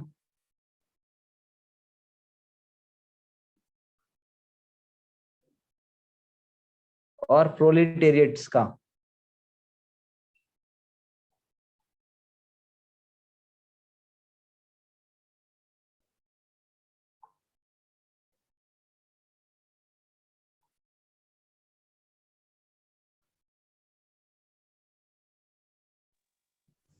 तो कहने का मतलब क्या है कि राम प्रसाद बिस्मिल ने, हाँ सचिन जी बोलिए। नो सर, आप कंटिन्यू करिए। गया सेशन में गांधी जी का उन्होंने अपोजिशन किया था, कहा था गलत है, आपको नॉन कॉपरेशन विड्रॉ नहीं करना चाहिए। तो स्वराजिस्ट पार्टी और दूसरे उसमें डिवीजन हो गया, मतलब एक तरीके से डिवीजन तो गलत वर्ड है, और बिस्मिल ने अपना अलग एक ग्रुप बना लिया। बिस्मिल ने अपनी एक नई पार्टी बनाई जिसका नाम था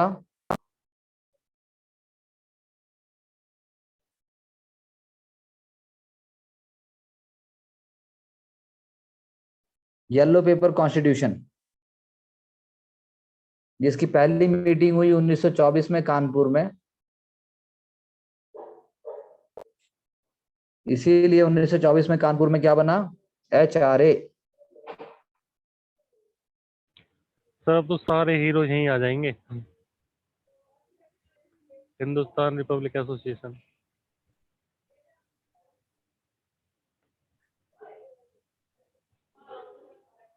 बोलिए।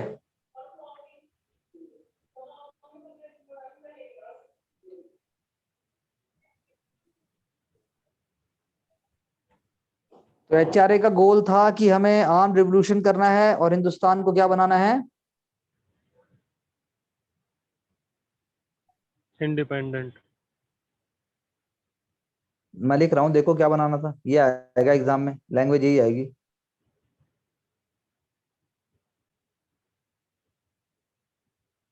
Federal Republic of United states of India, federal Republic of United states of India. Copy कर ली सर ये तो इन्होंने। लेकिन पॉजिटिव कॉपी की, federal Republic of United states of India based on adult franchise. तो उनकी आइडियोलॉजी थी, इनकी आइडियोलॉजी क्या थी? Revolutionary plus communist. और मैनिफेस्टो का नाम क्या था? The revolutionary.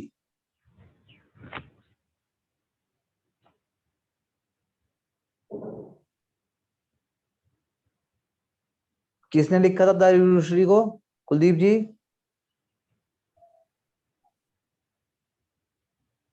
Sir Bismil. Sachin Sanyal. Sachin. तो वो किस में बिलीव करते थे कि ह्यूमन बीइंग किसी भी प्रकार के एक्सप्लॉयटेशन का शिकार नहीं होना चाहिए। सचिन सान्याल ने एक और पुस्तक लिखी, बंदी जीवन। अपन सरकारी चैनल पे जाके सचिन सान्याल के बारे में 10 मिनट का एक छोटा सा वीडियो देख सकते हैं। उसमें किसी ने मुझे कमेंट भी लिख दिया था कि आपने ये क्यों बोला कि सचिन सान्याल ने माफी नहीं मांगी, बाकियों ने माफी मांगी है। तो मुझे कमेंट आ गया था कि भाई वीर सावरकर को आप ऐसा क्यों बोल रहे हो? वीर सावरकर ने माफी नहीं मांगी, वही महान है। सर ये बूंदी जवान क्या है सर? ये बंदी जीवन बंदी जीवन पुस्तक का नाम है ये। रिवोल्यूशनरी एक्टिविटी, रिवोल्यूशनरीज की स्टोरीज हैं इसमें। और क्या बोला भाई आचार्य ने? नेशनलाइजेशन होना चाहिए रेलवेज का, इंडस्ट्रीज का, और हिंदुस्तान में पीजेंट और वर्कर ऑर्गेनाइजेशन बनने चाहिए।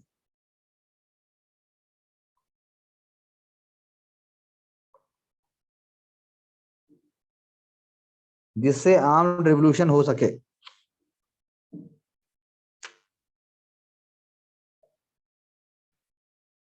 शरत चंद्र चैटर्जी, बड़ा फेमस नाम है, बहुत फेमस नाम है, देवदास इन्होंने लिखी है।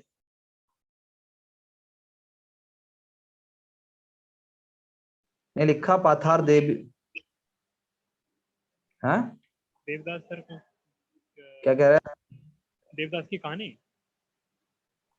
क्या कह रहा है भाई? सर आपने कहा ना शरद चंद्र चटर्जी जी ने देवदास लिखी है। हम्म, तो देवदास क्या चीज है सर? ये नॉवल है, ओके। नॉवल है बंगाली में। जिसके ऊपर मूवी बनी हुई है वही वाली जी देवदास। बिल्कुल बिल्कुल, हाँ बिल्कुल। इन्होंने एक किताब और लिखी थी, सीक्रेट सोसाइटी, पाथेर दाबी नाम की एक सीक्रेट सोसाइटी था, उस पर भी उन्होंने एक किताब लिखी। तो सबसे इंपॉर्टेंट क्या है, डेट याद रखने वाली, आप सब लोग याद रख लो। 9 अगस्त 1925 में काकोरी कांड हुआ।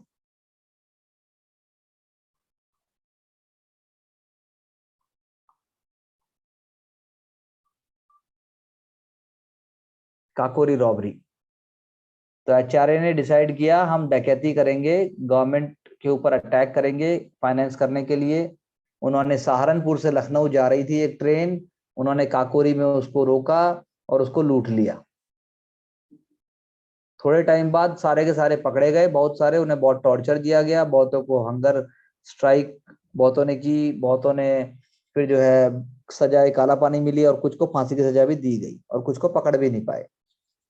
तो किस किस को सजा मिली थी फांसी की? उसमें थे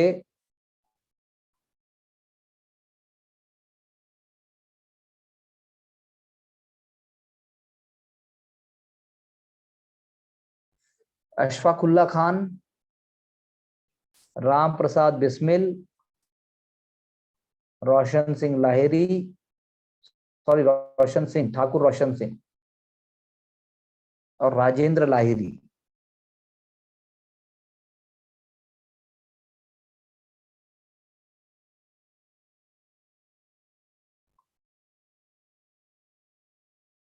इनमें से एक जो कभी पकड़ नहीं पाए जिसको, वो थे चंद्रशेखर आजाद।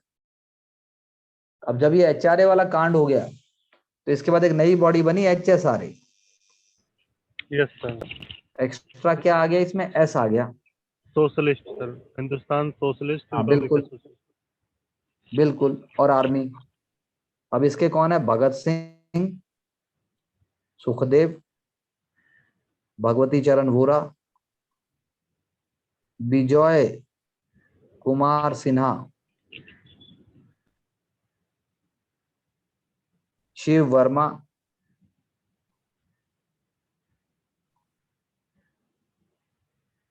यशपाल और जयदेव कुमार।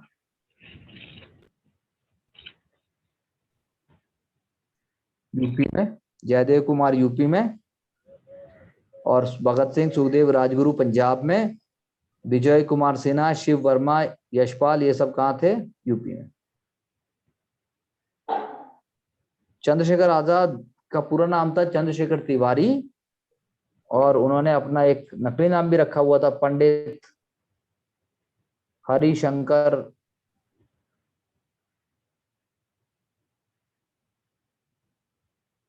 ब्रह्मचारी।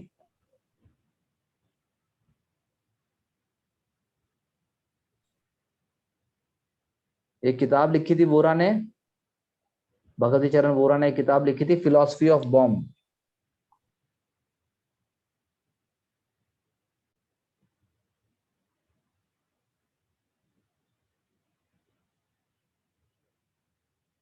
उन्नीस सौ 28 में फिरोज शाह कोटला मैदान में, जहां क्रिकेट आजकल होता है, वहां बैठे हुए थे भगत सिंह और बाकी, तो सबने मिलके फैसला किया नाम बदल देना चाहिए, इसलिए HSRA नाम हो गया। और ये भी डिसाइड किया कि अब हम जो भी पैसा लूटेंगे वो सिर्फ सरकार से लूटेंगे, इंडिविजुअल से नहीं लूटेंगे। अब इंडिविजुअल हीरोइक असैसिनेशन हमें नहीं करना है, हमें मास आर्म स्ट्रगल के लिए तैयारी करनी है। लेकिन 1928 अक्टूबर में लाला लाजपत राय की अचानक डेथ हो गई लाठीचार्ज के कारण, तो इन्होंने फिर उसकी मौत का बदला लेने के लिए, शेरे पंजाब की मौत का बदला लेने के लिए उन्होंने बोला कि अब हम मारेंगे जिसने वो किया था। तो भगत सिंह, सुखदेव, चंद्रशेखर आजाद और राजगुरु, उन्होंने जो है सॉन्डर्स को मार दिया। मारना चाहते थे स्कॉट को, जेम्स स्कॉट, लेकिन जेम्स स्कॉट जो है वो सामने नहीं था, मार इसको दिया। और उसके बाद ये सारे के सारे क्रांतिकारी भाग निकले, जिनको जगह दी थी दुर्गा भाभी ने। भगवती चरण वोरा के जो पत्नी थी दुर्गा भाभी, उन्होंने जो है इन तीनों चारों को शरण दी। रेवोल्यूशनरी वहां से भाग निकले, अथॉरिटीज ने इनको पकड़ना शुरू कर दिया, पूरे पंजाब में कर्फ्यू लग गया। और ऐसा भी किया था HSRA ने कि 2 नॉर्मल आदमियों को, वॉलंटियर को भेज दिया था क्राइम के नाम को, कि हाँ भाई हमने किया है, और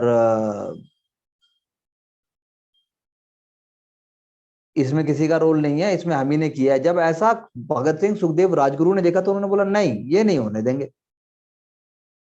इसीलिए वो सेंट्रल असेंबली में अप्रैल 1929 में उन्होंने बम फेंक दिए, और बम फेंकने के कारण, धमाका करने के कारण उन्हें फिर वहां भागे भी नहीं, वो पकड़े भी गए। इसको हम कहते हैं second Lahore conspiracy case. HSRA ने जब भेजा तो ये भी डिसाइड किया कि भाई लाहौर के लोगों को, जनता को काम परेशानी ना हो, हम केस ट्रायल को हम अपने आइडियाज को प्रमोट करने का माध्यम प्रयोग करेंगे। हम 2 गवर्नमेंट बिल के अगेंस्ट प्रोटेस्ट करेंगे, trade dispute bill, public safety bill. इसीलिए भगत सिंह और बटुकेश्वर दत्त जो है, भगत सिंह और बटुकेश्वर दत्त ने असेंबली में बम फेंके और वो पकड़े भी गए। उनपे लिखा था, जो बम के कागज फेंके गए थे उनपे क्या लिखा था, to make the deaf here.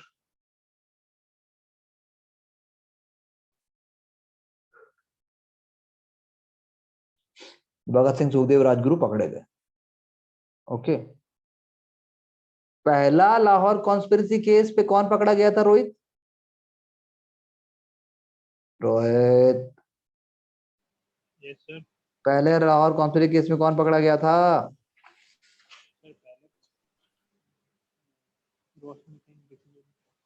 हाँ, कौन बताएगा? ये प्रफुल्ल चाकी और खुदीराम बोस तो नहीं थे सर ये? उसके बाद गदर के टाइम पे एक लीडर, मैंने बार बार बताया था, बड़े जोश में बताया था मैंने, गदर के टाइम पे जो गुरु भी हैं भगत सिंह के। Yes sir. नहीं नहीं, लाला लाजपत नहीं, करतार सिंह सराभा। बिल्कुल, Kartar Singh Sarabha is first conspiracy, Lahore conspiracy, और अब जो है सेकंड लाहौर कॉन्स्पिरेसी हो गया। 64 दिन का फास्ट, 64वें दिन जतिन दास भी नहीं रहे जेल के अंदर, ताकि कैदियों को अच्छा फैसिलिटी मिले। हम पॉलिटिकल हैं, हम कोई क्रिमिनल्स नहीं हैं, हॉरिबल कंडीशन नहीं होनी चाहिए, इक्वलिटी होनी चाहिए, लेकिन उन्होंने भी 64 दिन अपनी जान दे दी। मतलब कैसे, खुदकुशी की क्या किया सर, या फिर मार दी गई, या भूख हड़ताल से कैसे? भूख हड़ताल से मर गए यार वो 64 दिन में। 64 दिन, 64 दिन एक तरीके से उन्होंने त्याग दिया शरीर। यस फिर हम सब सर, फिर जानते तो हैं, ये हम वैसे ही पढ़ते हैं ये, मतलब कि बुद्धा एनलाइटनमेंट, शरीर त्याग दिया, ये वो। असली तो क्रांतिकारी ये थे सर, मतलब कि एनलाइटनमेंट तो इनका हुआ देखिए जिन्होंने शरीर को त्यागा। बुद्धा जी ने भी देखिए इतनी तपस्या की, उसी तरीके से की, बस समाज को कंट्रीब्यूशन दूसरा है, ये भी वही है, इसका कोई मुकाबला नहीं है जो आप बता रहे हैं अभी। जतिन दास जी का तो अग्रणीय सहयोग रहा है। तो आप लगा लीजिए कि बहुत सारे रिवोल्यूशनरी पकड़े गए, और भगत सिंह सुखदेव राजगुरु को 23 मार्च 1931 को, हाँ मतलब फांसी दे दी गई। इससे चारों तरफ एक शौक लहर फैल गई, और भगत सिंह की ब्रेवरी और उनकी महानता के किस्से फिर शुरू होने लगे, और भगत सिंह जो है एक महान आदमियों में उनकी काउंटिंग हो गई। लेकिन भगत सिंह के अपने आइडियाज थे, भगत सिंह की अपनी सोच थी। भगत सिंह ने नौजवान भारत सभा बनाया था। भगत सिंह जो है स्लाइड्स भी बनाते थे, बच्चों के बुक्स बांटना, लाहौर स्टूडेंट यूनियन के थ्रू पॉलिटिकल एजुकेशन देना। एजुकेशन को और रिवोल्यूशन के उन्होंने मायने चेंज किए थे, किसी धर्म को नहीं मानते थे, एकता को मानते थे, कैपिटलिज्म के अगेंस्ट थे, और मजदूर वर्ग के साथ थे, किसान वर्ग के साथ थे। और लाला लाजपत राय की तरह वो नहीं चाहते थे, कम्युनलिज्म के आइडियाज में बिल्कुल भी बिलीव नहीं करते थे। लाला लाजपत राय जब कम्युनल हो गए थे 1934 के बाद, तो उन्होंने उनको भी बहुत ज्यादा क्रिटिसाइज किया था। बल्कि मैं यहाँ बताना चाहता हूँ आपको कि उन्होंने एक पैम्पलेट लिखा था, lost leader, the lost leader. Bhagat Singh ने एक पैम्पलेट लिखा था लाला लाजपत राय जब कम्युनल हो गए थे, कि हमारा लीडर तो खो गया है। रॉबर्ट ब्राउनिंग की पोयम था। रॉबर्ट ब्राउनिंग एक अंग्रेजी राइटर हैं, अंग्रेजी मतलब पोएट हैं, उनकी कविता है जिसमें लिबर्टी खोने को वो बहुत ही दुखी तरीके से बताते हैं। वैसा ही भगत सिंह ने भी किया, और बाद में जो है वाई एम एन एथिस्ट नाम का भी इन्होंने एक पर्चा लिखा।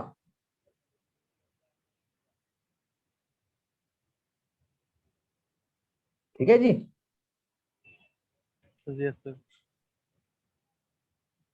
अब बंगाल वाला जो है, बंगाल वाले रिवोल्यूशनरी जो है वो भी ऐसे ही थे, बहुत महान थे। बंगाल के रिवोल्यूशनरीज ने चिट्टागोंग आर्मरी रेड, जिसको हम सुभाष चंद्र बोस हो गए एक तरफ तो यहाँ पे, और जेएम सेन गुप्ता। मतलब मैं बता देता हूं, सीआर दास नहीं रहे। सीआर दास के जाने के बाद एक तरफ तो सुभाष बोस हो गए, एक तरफ आपके हो गए जेएम सेन गुप्ता। एक तरफ गुप्ता साहब है, एक तरफ सुभाष बोस बाबू है। तो युगांतर ने किसका सपोर्ट किया? सुभाष बोस का। और अनुशीलन समिति ने किसका सपोर्ट किया? युगांतर बाबू का। युगांतर मतलब ग्रुप का।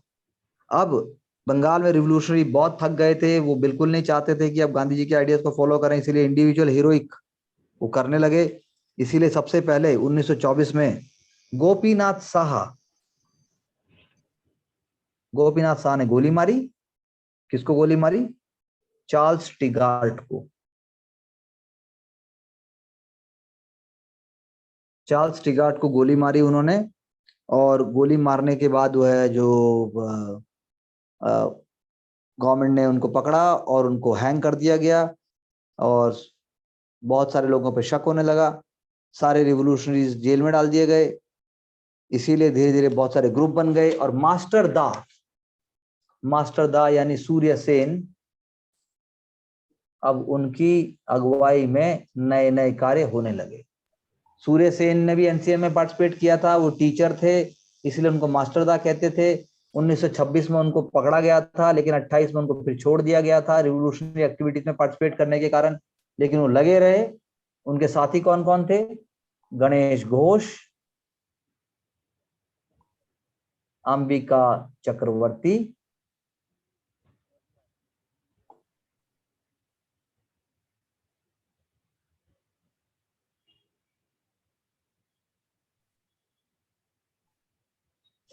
अनंत सिंह,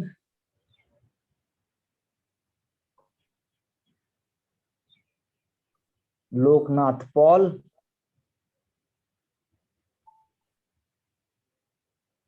और उन्होंने क्या बनाया? इंडियन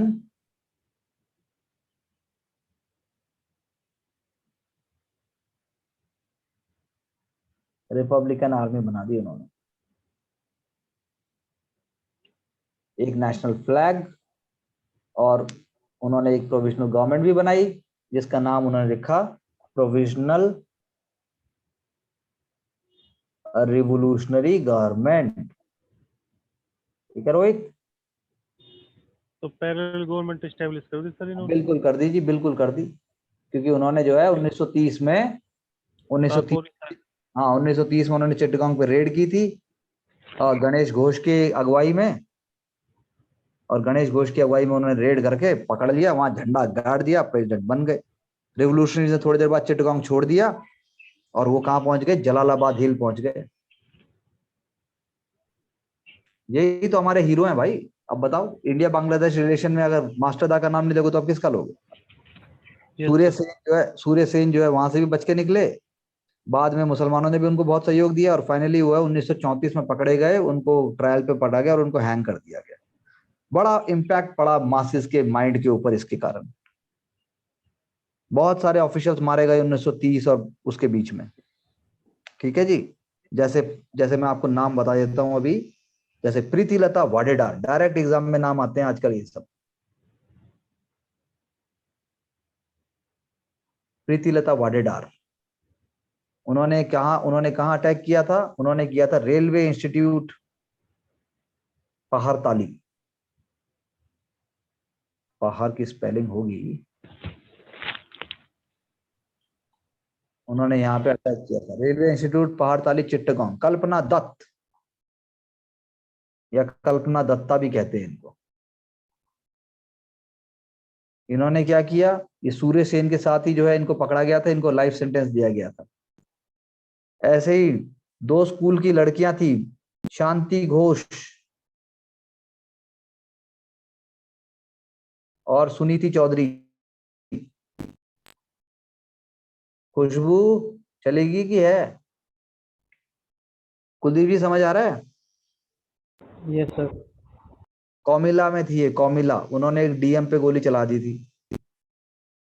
ऐसे ही बीना दास, एक बार आप गूगल करेंगे तो पता लगेगा। बीना दास कॉन्वोकेशन की डिग्री ले रही थी सचिन, और नीचे से गोली मार दी।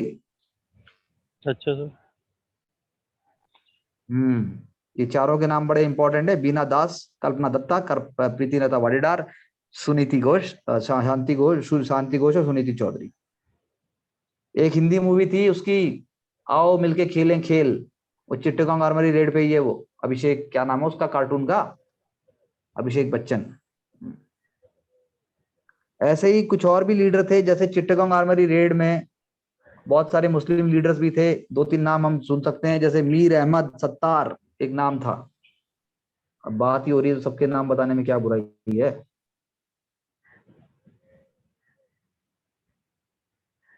साथ में एक नाम था टुन्नू मियां।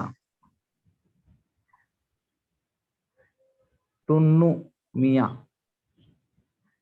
ऐसे ही सूर्य सेन जो है उनको फंड मिलता था अब्दुल रज्जाक खान साहब से।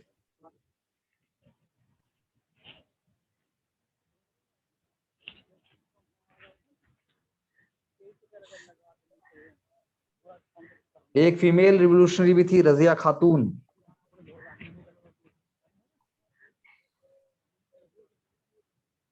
लेकिन इसके बाद डिक्लाइन होता चला गया, उधर से जेल में डाल दिए गए, उधर से जो है आपके चंद्रशेखर आजाद पकड़े गए अल्फ्रेड पार्क में, उसके बाद सूर्य सेन भी मारे गए, मतलब शहीद हो गए, उनको भी ले मतलब नहीं रहे वो। धीरे धीरे करके ये डिक्लाइन आ गया। इसके बाद 1930s के बाद 1940s में सेकेंड वर्ल्ड वॉर चालू हो जाता है और क्विट इंडिया मूवमेंट आ जाती है। इनकलाब जिंदाबाद ये इनका नारा था।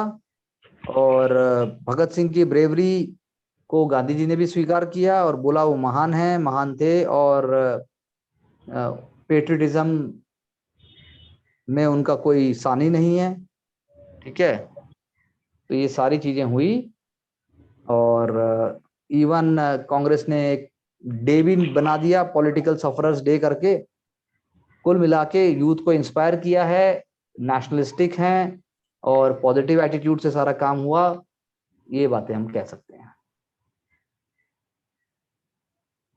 लिख लिया रोहित?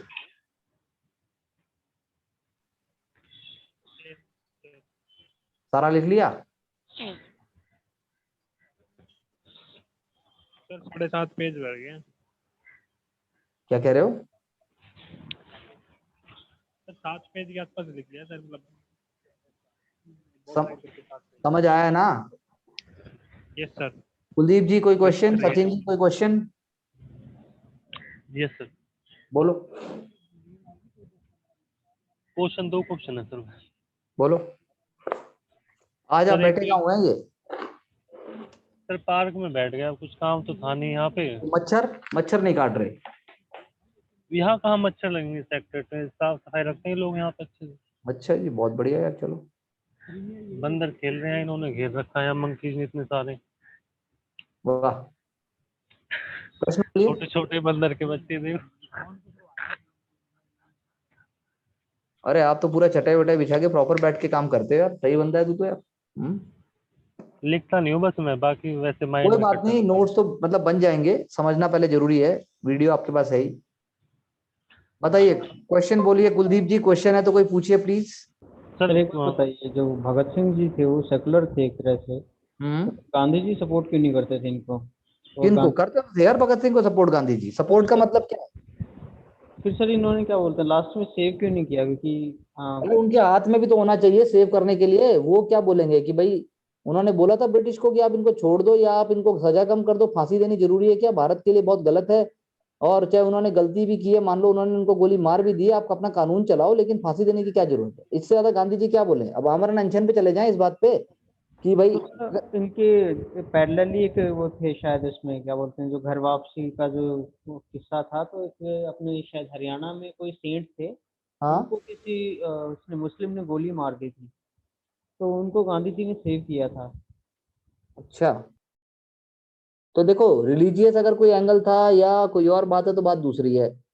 अगर गांधी जी मान लो हर कॉस्ट के ऊपर भगत सिंह को बचा लेते, हर कॉस्ट पे, तो एक एंगल ये है, जो नॉन वायलेंस की जो हम बात करते हैं, जो हम मास मूवमेंट की बात करते हैं, उसका एजेंडा हिल जाता पूरा का पूरा। और भगत सिंह खुद भी तो नहीं चाहते थे यार।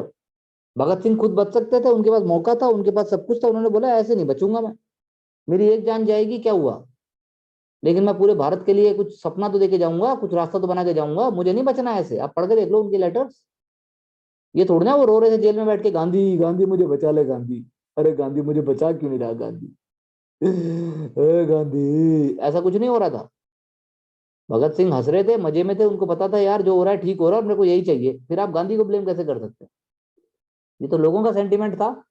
जैसे कहते हैं कि बच्चा भगत सिंह मरना चाहता है लेकिन गांधी ने नहीं बचाया, तो ऐसा नहीं है। भगत सिंह तो गांधी जी के विचारों से भी एक तरीके से बड़े हो गए ना उस टाइम पे। Yes sir. और कोई डाउट? Yes sir. बोलिए। तो जैसा हमने पढ़ा अभी तक, मैं ये नहीं समझ पाया सर अब तक कि एक आइडियोलॉजी बड़ी थी या फिर नेशन की इंडिपेंडेंस बड़ी थी। क्या इंडिपेंडेंट होने के लिए आइडियोलॉजी से समझौता करना उचित था? क्योंकि कम्युनलिज्म के लिए जो भगत सिंह है वो लिखता है कि जो हमारे लीडर लोग की नेता खो रहे हैं, और गांधी का समय समय पर कम्युनलिज्म के साथ समझौता करना, चाहे वो खिलाफत के टाइम पे वो कर रहे हो, ठीक है, चाहे पूना पैक्ट कर रहे हो बहुत 1932 में, बढ़िया, बहुत बढ़िया इवन क्वेश्चन। वो जो सेपरेट इलेक्टोरेट्स आ गए, और उस टाइम पे मुस्लिम लीग और कांग्रेस जब उनके लिए समझौता भी कर रही है, तब क्या वो गांधी का यही तो डर रहा होगा कि अगर ये दोनों नहीं आते एक प्लेटफॉर्म पे तो हमें इंडिपेंडेंस नहीं मिलेगी।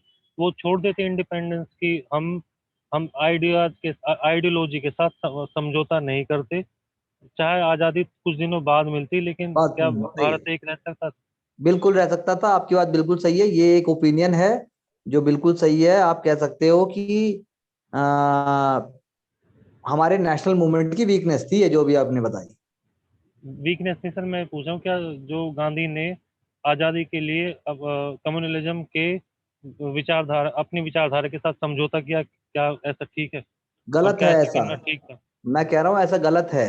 आप जो पॉइंट बोल रहे हैं, ऐसा नहीं है ना, जो चीज हो गई तो गांधी जी ने गलती नहीं की। वो तो हमने खुद भी देखा है, कई जगह गलतियां की हैं, कई जगह उनको खड़ा होना चाहिए था। लेकिन पूना पैक्ट के केस में यदि वो मान लेते तो सेपरेट इलेक्टोरेट तो अनटचेबल्स को ही मिल जाते, फिर और पंगा होता। अब क्या करें उसमें, सबको साथ लेके चलना बड़ा मुश्किल काम था, बहुत ही ज्यादा टफ काम था। लेकिन फिर भी हमारे नेशनल मूवमेंट में कुछ कमियां थी, गांधी जी के विचारों में भी कुछ गलती हो सकती है। इसीलिए आजादी किसी एक ग्रुप की वजह से नहीं मिली। आजादी में भगत सिंह का भी उतना ही खून है जितना गांधी जी का है, जितना वोमेन का है, जितना लीडर्स का है। सर इसमें भगत सिंह के बारे में ठीक है कि गांधी से भी एक हमें लेवल ऊपर देखने के लिए मिलता, मतलब हमें इंडिविजुअली भी वो इंस्पायर करते हैं सर। बिल्कुल करते हैं। लेकिन लेकिन क्या जो वोलेंस हुई सर, हम उसे जस्टिफाई कर सकते हैं? देखिए, जब ऐसा है, ये कोई ह्यूमन नेचर है, वायलेंस को जस्टिफाई नहीं कर सकते। लेकिन पॉइंट ये है कि कई बार ऐसा समय आता है जब आपको बड़ी चीज करने के लिए छोटी तो करना ही पड़ेगा। जैसे अब रशिया बोल रहा है, ऐसे तो सारे रशियन, अगर गलत है रशिया तो सारे रशियन पुतिन को गोली मार देंगे, लेकिन ऐसा तो नहीं हो रहा। तो ये देश देश की विचारधारा की बात है, समय और सरकमस्टेंसेस पे जस्टिफिकेशन होता है। अब उस समय के हिसाब से जो चीज सही लगी, उचित लगी, रेशनल लगी, वो लोगों ने की। आज से 100 साल बाद जब बात करेंगे कि रशिया ने यूक्रेन पे कर दिया तो बहुत छोटी सी बात दिखाई देगी, तब तो बोलेंगे सर यार। उस टाइम पे रेशनल था, अब हम पढ़ते हैं इसलिए हमें ऐसा लगता है कि हाँ ठीक है, लेकिन बिल्कुल, हाँ बिल्कुल बिल्कुल ऐसा भी है, बिल्कुल सही कहा। लेकिन इससे उस समय के लीडर्स की गरिमा और उनका कमिटमेंट कम नहीं हो जाता। हनी सर नहीं होता, मैं कम नहीं कर रहा। नहीं नहीं, मैं एक बात बता रहा हूँ। और कोई क्वेश्चन? दीपिका जी, राहुल जी, रोहित बाबू।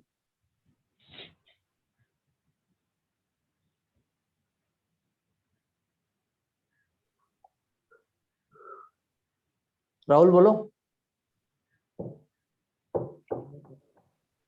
तो ठीक है, कल हम इसको आगे बढ़ाते हैं। हाँ बोलो। और मंडे तक हम फिर पूरा डिसाइड कर लेंगे। रोहित, एक छोटा सा ब्रेक देंगे ताकि सारा रिवाइज हो जाए, ताकि अगले उसमें फिर ये पूरा खत्म कर दें। अब यस सर।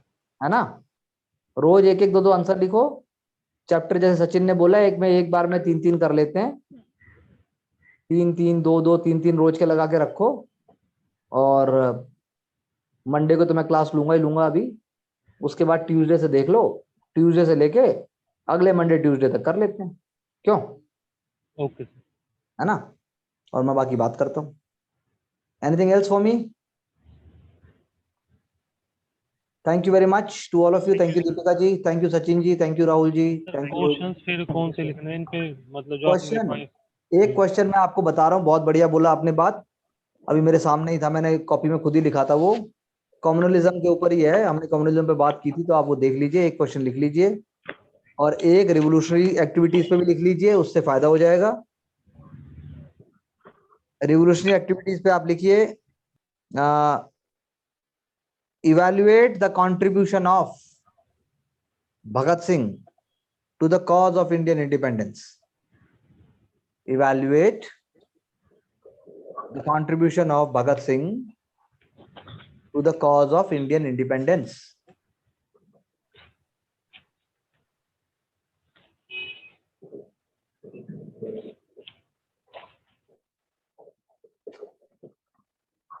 दूसरा, राहुल एक और क्वेश्चन नोट करो।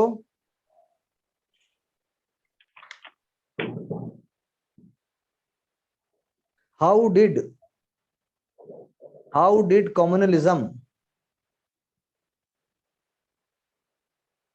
manifest in the Indian political scene? How did communalism manifest in the Indian political scene? How did communalism manifest in the Indian political scene? Explain the background of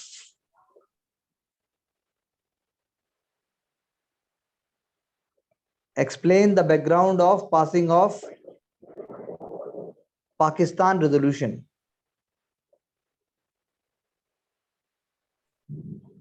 Explain the background of passing of Pakistan resolution. ठीक है, ये तेरे पीछे कौन है? राजीव है तेरे पीछे? बोला उसका जरा।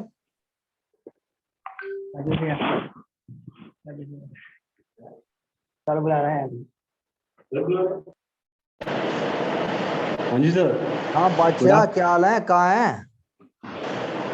सर वो कुछ क्लास छूटी हुई थी आज, तो उनको पूरा किया है। तो आपने हमें छोड़ दिया? नहीं सर, छोड़ा कहाँ है। तो आप बैठ के आपने पकड़ा ही नहीं सर। हैं? आपने सर पकड़ा ही नहीं अभी तक। हाँ ये बात भी सही है।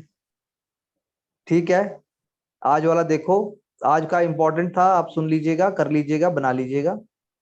राहुल के ओके पास से नोट्स भी देख लीजिए और फिर कल मिलते हैं। Okay sir. कल मिलते हैं। All the best. Thank you Sachin ji, thank you Deepika ji, Rajiv ji, Rahul ji, bye bye. Okay sir, thank you. Bye.